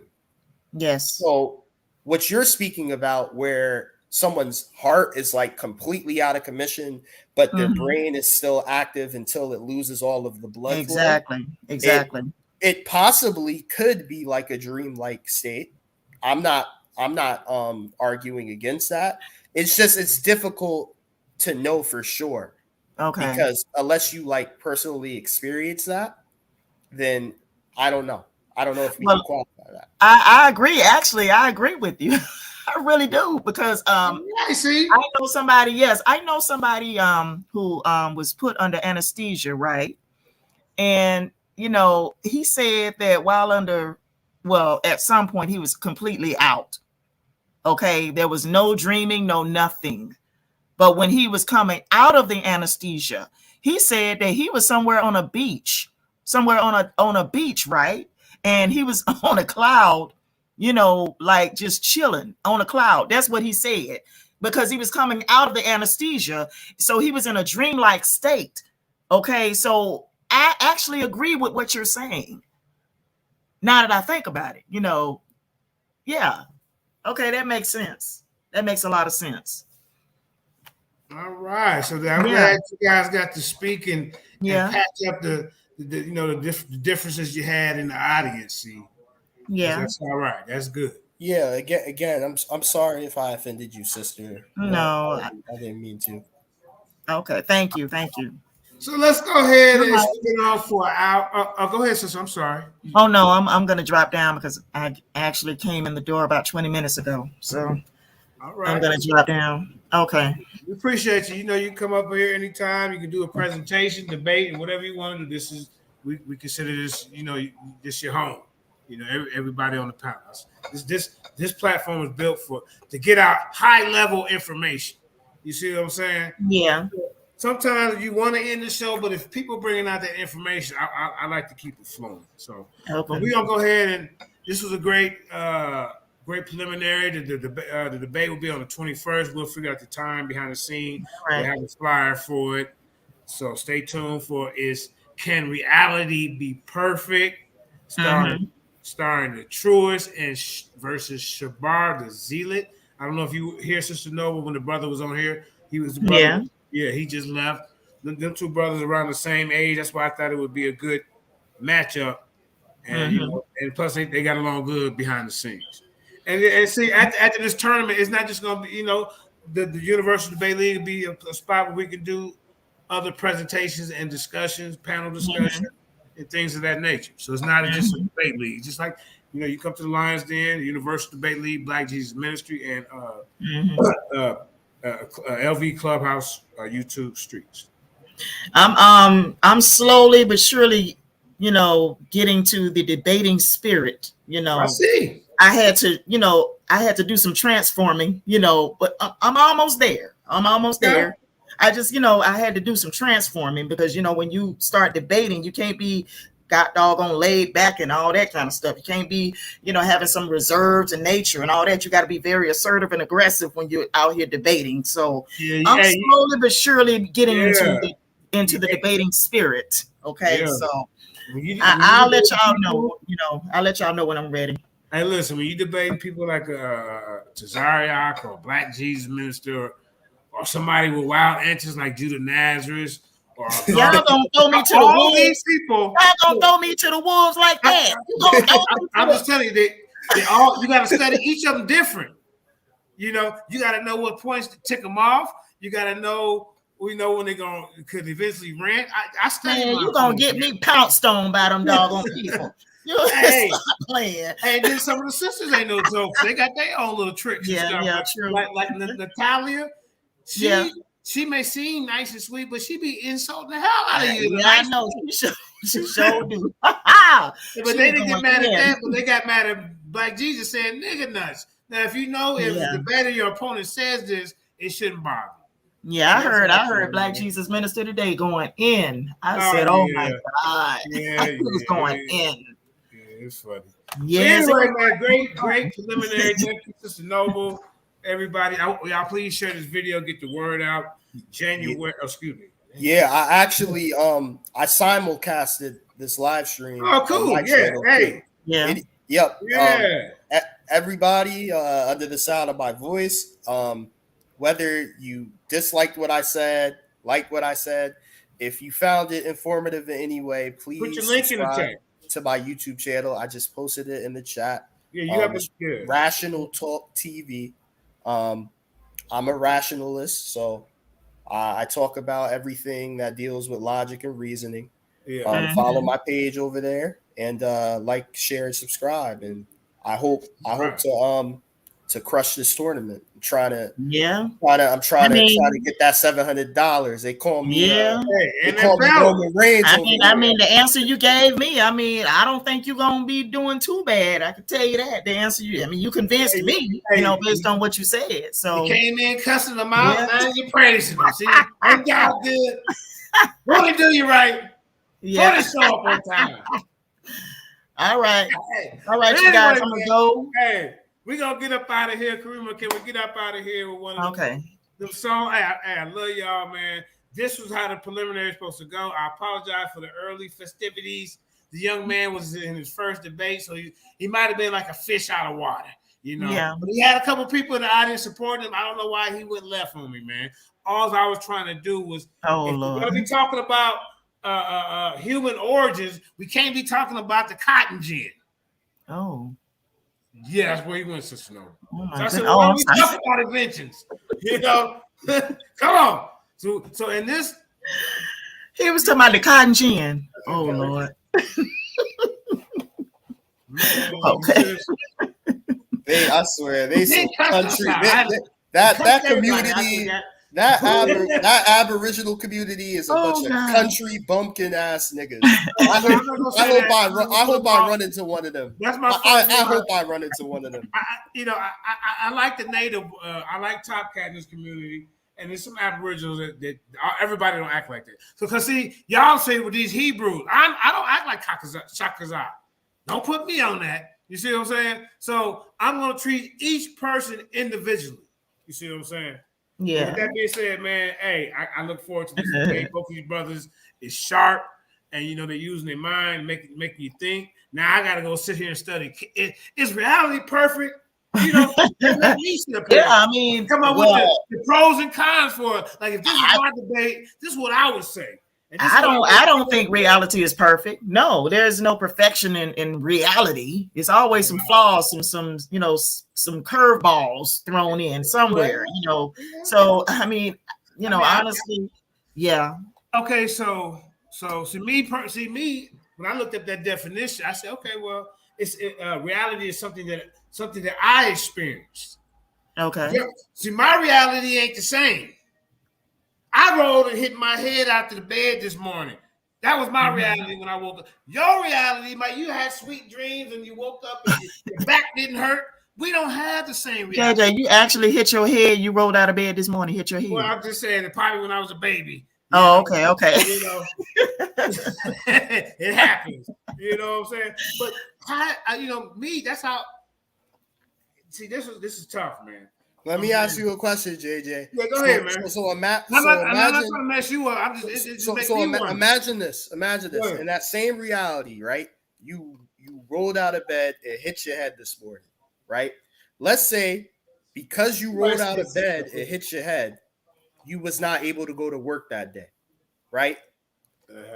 Would your boss not have to deal with the effects of what happened to you that morning? You know what? It depends on the worker too, because they might be like, "Oh man, great man, the slacker ain't coming today. We don't have to carry his weight." Oh right, my God. Right. But what happens? So my absence, hold on. My absence could make his reality a little bit more perfect because the slacker didn't show up for work today, ladies and gentlemen. See, I know how to argue these little points and stuff. Right, but whether it made his day better or worse, right? His reality was affected by what happened to you, right? You trying to say we all have the same reality? I don't exactly. There's no way around it. No. I ain't trying to debate you, but that definition I pulled up. Let me show you. Let me read it to you one more time, man. All right, it's a thing, reality, a thing that actually experienced or seen. See, this is something that I experienced. My reality is something I experienced or seen, right? Not yours. You didn't see or experience what I experienced. That was the best sex of my life. It was perfect. You wouldn't know if it was perfect or not because you wasn't there. You didn't get the feeling that I got. Yeah. You see?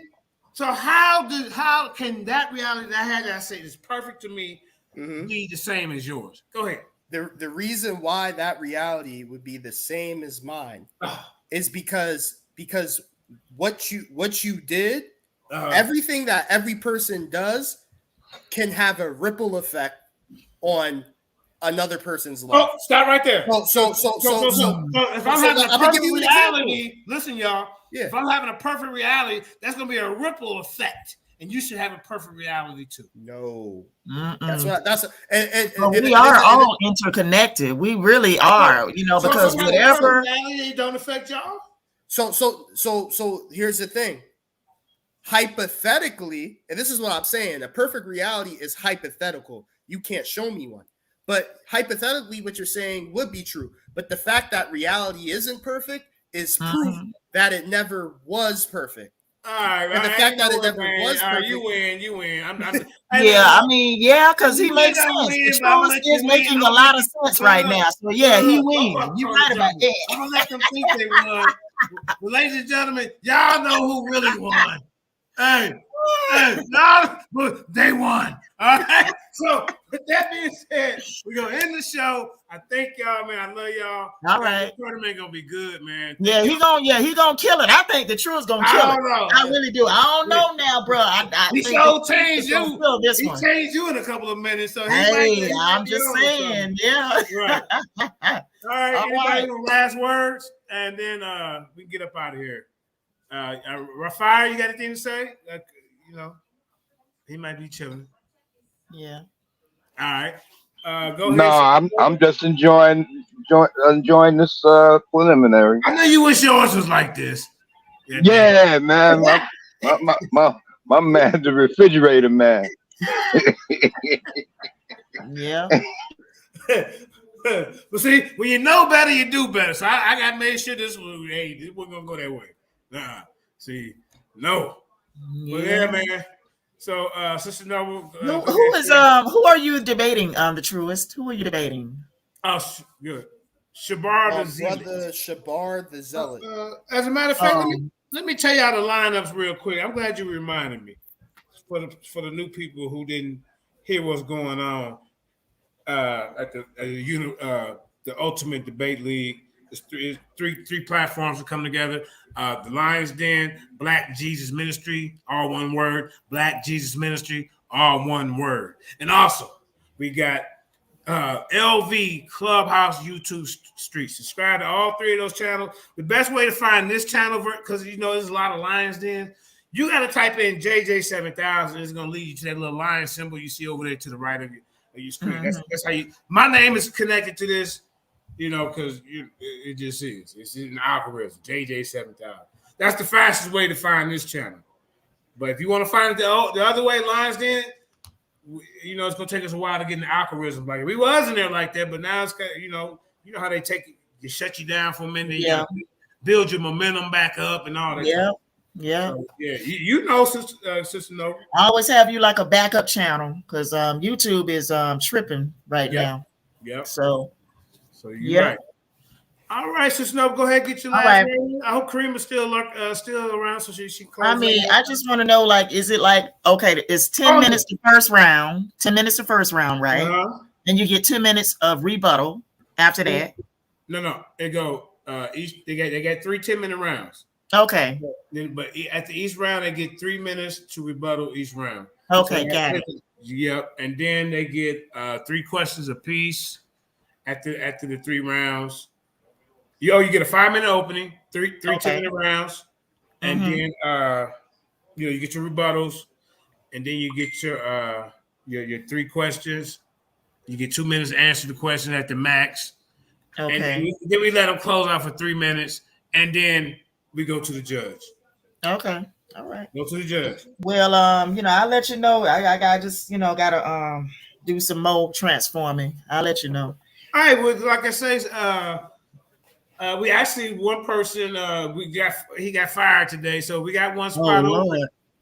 Yeah, he cussed out the whole panel, and he cussed that man. Try to make this man believe stuff that he didn't say, and was debating a topic that's not the title. And I'm trying to tell him, bro, we need a clear-cut title. If the title says, did humans originate in Africa or America? Me as a debater, I'm not going to start off my first round talking about the cotton gin in 1837. That's a good question. Did humans originate in Africa or America? But he wants to use inventions used in the 19th century. I see. That don't make no goddamn sense. Oh my God. Hey, quick question, JJ. The winner of my debate with SHABAR, who does the winner of our debate face the winner of who's in the other side of our bracket? Let me get to that. Yeah. Keep talking while I pull it up, y'all. But I'm really looking forward to this. Like, win or lose. Obviously, I think I'm gonna win. I think I'm gonna win the whole thing. But no matter what happens, I love this. I love this type of stuff. I do this to learn. I'm a student first. I'm always a student. I'm a forever student. I will always be a student. But this is definitely for sport and for fun. I love it. Yeah. Let me see. Y'all keep talking. I gotta find it. Yeah, this is gonna be my first real debate on YouTube, at least. I had, like I said at the beginning of this show, I had that preliminary discussion with Anu Kakarat about God is light here on the Call him out while you got time if you want to. Tell him what you think you did to him. What do you think he performed well that day, or do you think you outperformed? While I got time, go ahead. So I'm a play nice. I know if you're listening, he's calling you out. Go ahead, man. I'm a play nice because, to be fair, if you recall, JJ, the original date for our debate, I couldn't make. I had things happen. You didn't show up. Yeah, I couldn't it wasn't on him then. That's right. It wasn't on him. The original date for it, right? I had some things happening in my life, but I hear you. The preliminary that happened after that, right? That was good preliminary. That was a lot of people. Yeah, talking about that preliminary. We both showed up. We both showed out. Yeah. And hey, just look at how everyone in the audience responded. Okay. Yeah. Yeah. And then even after that, when he went up on Sonetter's platform with Dr. Inky, I beat the shit out of Dr. Inky too. So because he was trying to hop on the God is light thing. But I mean, it's in the Bible that God is light. But it's also in the Bible that God is darkness. God is the light and the dark. And honestly, it doesn't even say that he is light. It says God created the light. Okay, it says God created the darkness. So he can't be something he created. He created it. So that's where they mess up all the time. Everything you see in creation comes from God. According to the Bible. So and then from a scientific standpoint, light is created by electrons. So okay, I'm still trying to find this. But so this will be my first real debate. I had that prelim with Anu Kakarot, and then I also had a preliminary discussion with Gideon Israel. Oh yeah, I remember that on Lex Vortex's channel. Okay. That discussion was about whether or not the Israelites are indigenous Black African people, because he believes that Israelites are indigenous Africans. So we had a preliminary discussion on that. I think we still are going to debate that at some point, but it's going to have to wait till this tournament's done, because I'm dedicating my time completely to this. I told my girlfriend, like, yo, like, babe, like, I gotta get this money. Get this money, man. Gotta get this money. Like, all right, here, no, I got the line up. Let me see what we got going here, man. See, I like the attitude that you're carrying into this. You want to come out and say, "I'm whooping everybody. I'm beating." No disrespect, but I'm the best. So, okay. In this bracket here, where you say, okay, you want me to name everybody, or you want me to just go to you? Let me see where you at. Yeah, I just wanted to know who the winner of our debate faces in the next round. The winner of who? Where you at? Okay, here we go. Oh, woo! Man. Boy, yeah, hey. Woo! Man. Hey. The winner of the Truest and wait a minute, SHABAR. Wait, you might be on this other side of this bracket. Yeah, I think we moved you over here. Yeah, we did. Okay, yeah. Boy, you was in the woo. Oh, you still in the Hey, listen, man. Either way it go, all right. So the winner of your match will face the winner of Elder Yara, and the brother Andrew, the student. If you'd have been over on the other side, you would have faced the winner when we had you at first. If we had you over here first, you would have been facing the winner of Professor Mac, between Yasha Ben Israel and Professor Mac. I don't know Professor Mac, and I don't know Andrew the student, but I'm familiar with Yasha Ben Israel and Elder Yara. Yeah. So let me go ahead. In the first, because the bracket is set up like this. I wish I could share it on the screen. Okay, so it's 16 on one side, and then it's 16 on the other side, right? Right. So then, like, it's like the Final Four. You know what I'm saying? The NCAA. You got 4 on here. You see the 1, 2, 3, 4, right? So the winner of that match move, and then winner of that match move. So it'll be 8 matches, just like the Final Four. The 6. You follow the NCAA tournament? Yeah, hell yeah. That's how the bracket's set up. Right. Okay, so seedings and stuff. Yeah, seedings. Well, we got we really ain't got y'all seeded. We kind of got like Israelite versus Christian, in the first round. Kind of matched up, and atheists versus. You don't want to put 2 atheists in the first round against each other. You see what I'm saying? Cancel each other out. We didn't want to put 2 women. We only got 4 women, so we got the women spread out on all 4 sides of the goddamn bracket. You know what I'm saying? Because we thin this year on women. Hopefully next year we have 16 women up in here. Because a lot of these guys. I'm not gonna hold you. I'm not gonna hold you. If I don't win this tournament, the one person I think that could, that like I'm kind of like, damn, like I don't want to see them. I don't want to see them. It's Christine and Nick. Christine and Nick, I don't know. You're hearing good things about her. Christine and Nick is a beast. I'm not gonna lie. Sister Carla, I told you. There's some tough women here. I told Nepal. I've been reaching out to Sister. I forgot her name. I've been reaching out. I'll just put it like that. Mm-hmm. But here we go. I think when this is over and everyone sees how well it went, you're gonna have so many people wanting to do it the next time. No, we're gonna set it up for next year. But what I'm saying, it's gonna be some rivalries. We're gonna have other debates going. We're still gonna be keeping it going. Mm-hmm. We're still gonna be going to everybody's different platforms. That's the whole thing, is the network. You see what I'm saying? Right. All right. So in the first 4 bracket right here, we got Zadok, the hip hop. What did he say? This BlackJesusMinister. Zadok, the hip hop something. Versus Lord Sauron. I ain't never see. Some of these people are from Clubhouse. Yeah. So that's what we want to do. Because some of them, they argue good over there. But are you going to be able to put a PowerPoint together and do it in a formal debate? So a lot of these debaters over there on Clubhouse is coming this way. And then, I'm starting to go over there and recruit stuff like that too. You know what I'm saying? So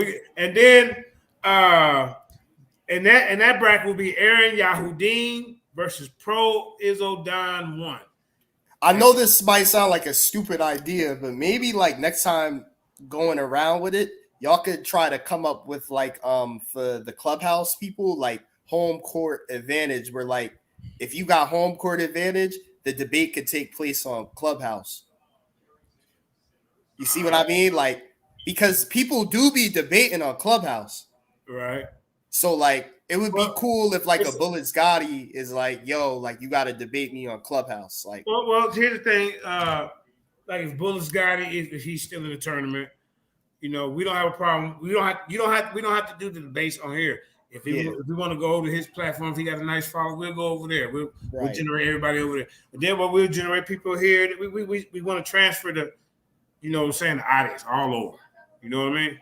We want to share everybody's resources. That's why everybody got a wrench. The wrench ain't for to be, I'm gonna kick somebody out. The wrench for you to share sources, references, and your page where people can find you. That's what I give. That's what we give them out for. All right. So we got to wrap this up. We've been on for 2 hours. We got Asar MK versus Ha Amayan. Okay. And then we got Professor Promac versus Yasha Ben Israel. And then we got this is an old one. This ain't the right lineup. Because Aboriginal Power is not here anymore. Okay, so I'm gonna go to the next one.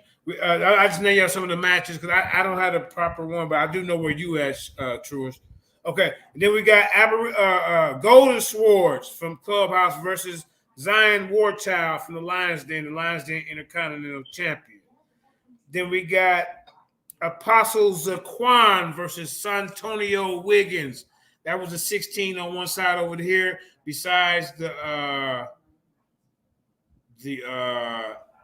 Baby Hebrew, I forget. Oh, Baby Hebrew will be going up against Takori TKO Dawson. That's how that went right there. All right. Then we got Marva the Sage, one of the sisters, going up a guy from Clubhouse named the Hunter Beast. See, we went out and got new. So ain't y'all getting tired of the same recycled debaters, the same names? We bringing some new people to the forefront, and some old, some people that's been in the game as well. Okay, we got real reverends in the tournament. We got Reverend Charles Johnson going against the esoteric Hebrew. Wait, hold on. Is Aboriginal Power? Did he drop out? Well, what he did, he sent this student over here to go against the brother that's on the stage with you right now. You can go back earlier if you go back and look. And the dude don't know how to debate. He don't know how to stay on topic. Then he cussed everybody out, so we threw his ass out. You gotta go, bro. Wow. You're not having this nonsense. Wow, bro. Yeah, he showed his ass. He got on the HOK and got full of himself. No, I never seen Hollywood. I'm talking about he sent this student over here to that. Yeah, no, that's what I'm saying. Because I thought Aboriginal Power himself was supposed to be the. He was. He signed up, but I don't know what happened. You know how people change. Yeah, like you get in Hollywood. Right. Yeah, right. Yeah, I'll send one of my. Come on, bro. All right, so let's get back to it. So we got Reverend Charles Johnson, ladies and gentlemen, going against the esoteric Hebrew Sister April. You see what I'm saying? Then we got Ezra, the Kyrite. See, this is some kind of different type of Israelite when they get this talking about the Ezraites and Kyrites versus Yah Daryl McDay. We got Bullets Gotti going against Mr. Willie B. Price. We got Sister E going against Bosco Malik. Bosco Malik is a a primitive Freemason. So we got people from all walks of life. He's scared to tell you here Freemason. Got dang on me. You see? Then we got okay, now I changed that, so I'm gonna have to fix that. Then I can't see this bottom. Then we got Yara bin Nazar versus Andrew the Student. I named y'all 14 debates. The other two, I don't know if the order right, so I didn't name them. But we got 16 debates in this first round. That's 16 preliminaries. We only asking the debaters to do one preliminary. 2 preliminaries is a little too much, and then trying to set up a debate. You know, we know y'all got your own life. You know, we know y'all got to get prepared for your first round. Some people it take a week to get everything settled because you still got your home life. You see what I'm saying? So we appreciate y'all supporting this tournament. A lot of people didn't think we could pull it off. They didn't think we could get. See, next year we striving for 64, just like the NCAA. 64, maybe even a play-in. You know how they got the TRUEST. You know how they got the little play-in to get to the 64. We might even let 2 extra people be lucky. You know. Hey, thank you, Renegade J. I am Mana. Tyrone, get blocked. Macados's tip. Hey, Karima, give Macados's tip his wrench. That's my op. You know what I'm saying? Get aware. You know what I'm saying? We got SHABAR Marquise in the building. I hope I'm pronouncing that right. Who else? Oh, man, Indigenous Black man. Indigenous Black man got him out there shaking in their mummy boots. We got Round and third base coming on home in the building. God dang me. We got the Queen Hazel, Eugene Wonder Love of the world. I'm gonna say your whole name, Queen.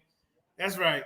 Yeah, these are loyal Lions Den supporters. I appreciate and love all y'all, man. Anybody left out, Great Theo, I Am Mana, and everybody else. Hey, welcome if I missed you.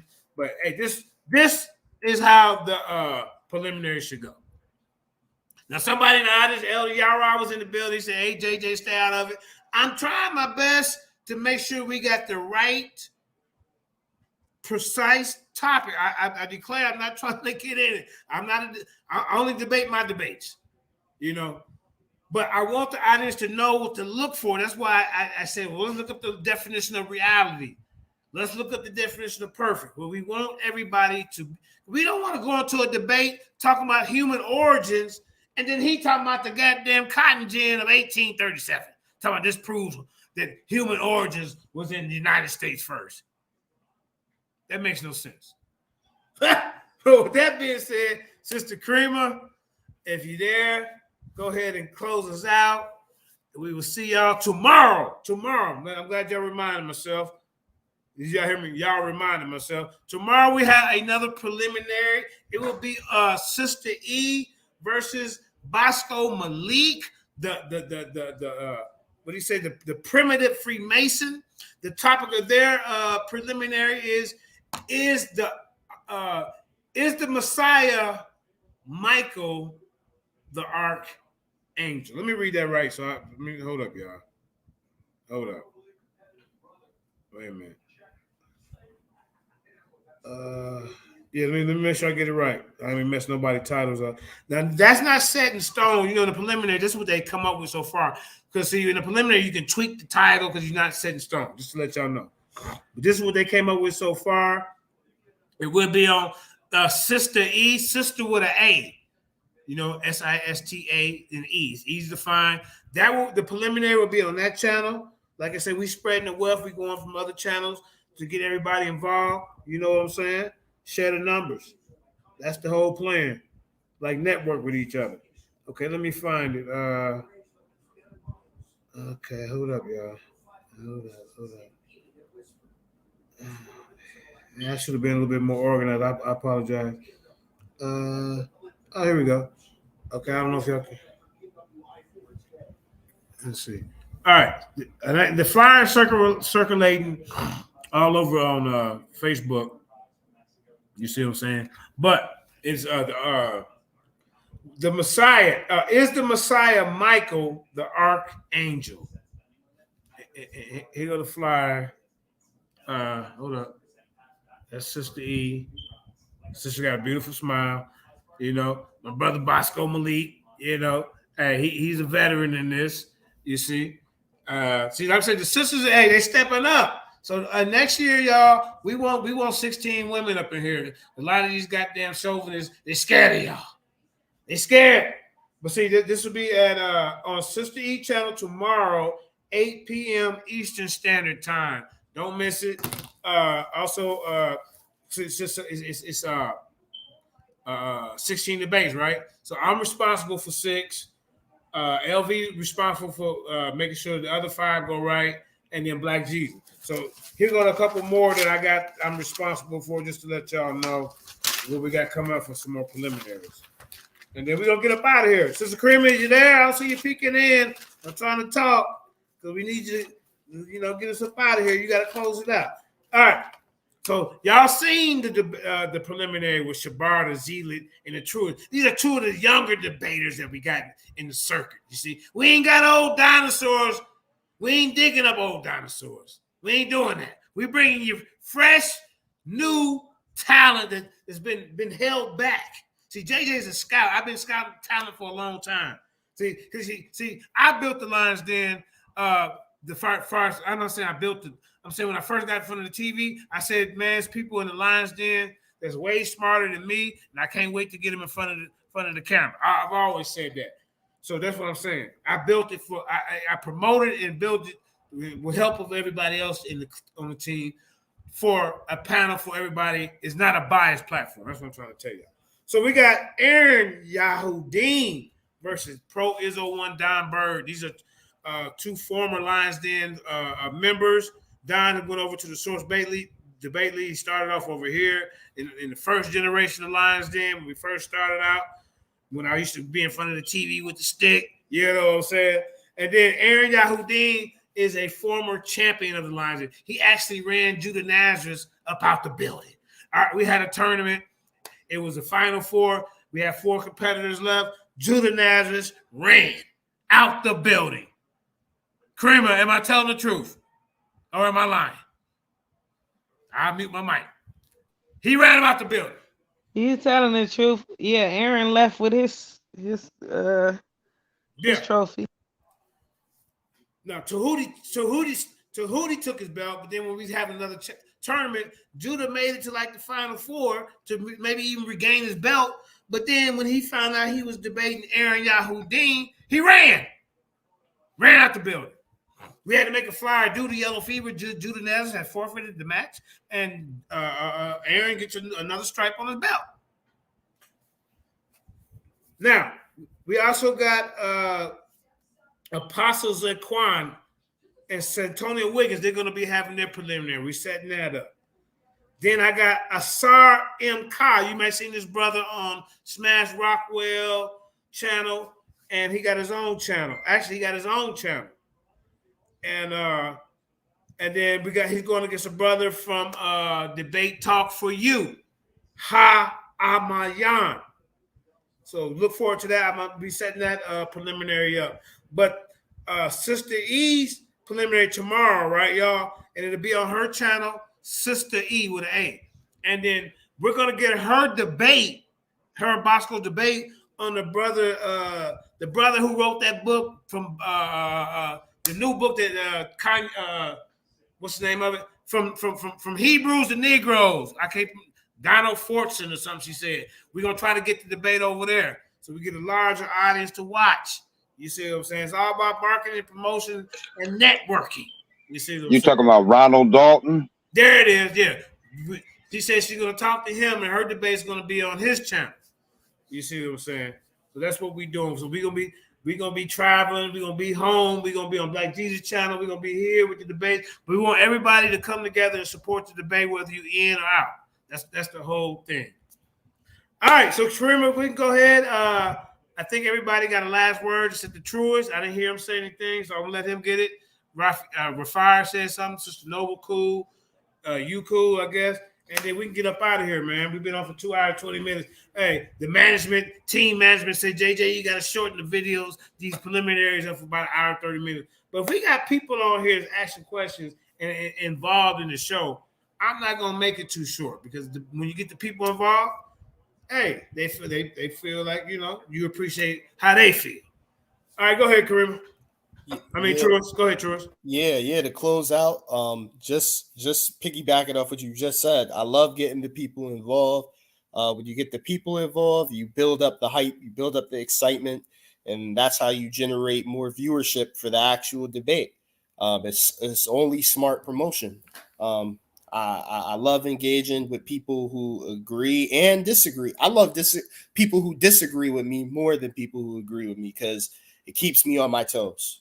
So with that being said, this was a great preliminary. I can't wait for the actual debate. I already started working on my PowerPoint. It will be done within 2 days. And yeah, I'm really excited for this tournament. And I'm grateful for having for JJ, Sister Karima, and everyone who made this happen to giving me a platform to properly debate on. And with that, please subscribe to my channel if you haven't already. I will be trying to put some content out here and there. Power to the dark side, peace and Pan-Africanism, and everyone, I will see you at the debate. Peace. All right, Sister Karima, any last word? If not, let's get up out of here. I don't know if you got the chamber lined up with the music, but go ahead, play what you want to play. Like I say, man, I'm happy. Man, I'm happy this is getting off. I'm happy for that all 32 we can gather. We got, actually it was more than 32, but I'm happy everybody participated. One person didn't make this happen. We all making it happen. We're gonna make history because this has never been done in our community. So thank you very much.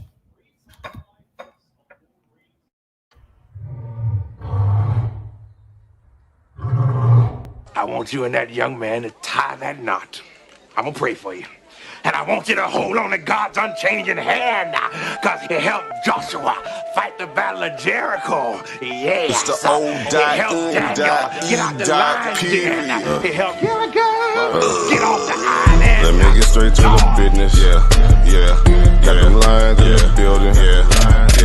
Why you lying to the children? Yeah. Why you lying to the children? Yeah. RIGHTEOUS. Man, you know I've been to bed. Man, they know contest. Yahuwah, he do the bled. We will not see you tomorrow. Cause you cannot go to thought. All the sons and all the daughters. Standing hard with big daughters. But my son, he made me Taurus. On that line, I'm still a Taurus. Karate kicking Chuck Norris, 4-5 on my waist. If he started, would not hesitate to get retarded. Oh lordy, he ain't got a PowerPoint, he farted. He's running to the hills like a Philistine. Jihad hitting Hamites with the guillotine. Situation turned up with the ratchet team. JJ 7000 to the debate league. I know them haters gon' hate me, but he won't debate me. Pistol off safety. He respond, come wake me. If I don't get up, nigga shake me. If he don't show up, then he fake G. I tell touchdown and make these nigga nuts hate me. Dear brother,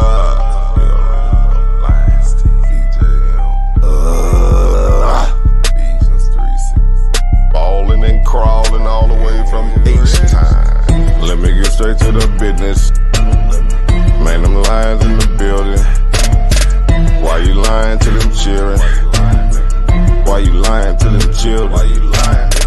You gon' cry, you gon' get it. Me, I'm like a frog, nigga, ribbit. Of course, it's in the spirit. I just got the Porsche, she can steer it. Michael caught the raw, Shaq and Willie. Lamborghini doors, you better not spill it. Mama's high, say I'm more than just a villain. Mama's cry, I'm dope and wide for her children. Suicide, immortalized as the realest, yeah. Death by cop, black suicide.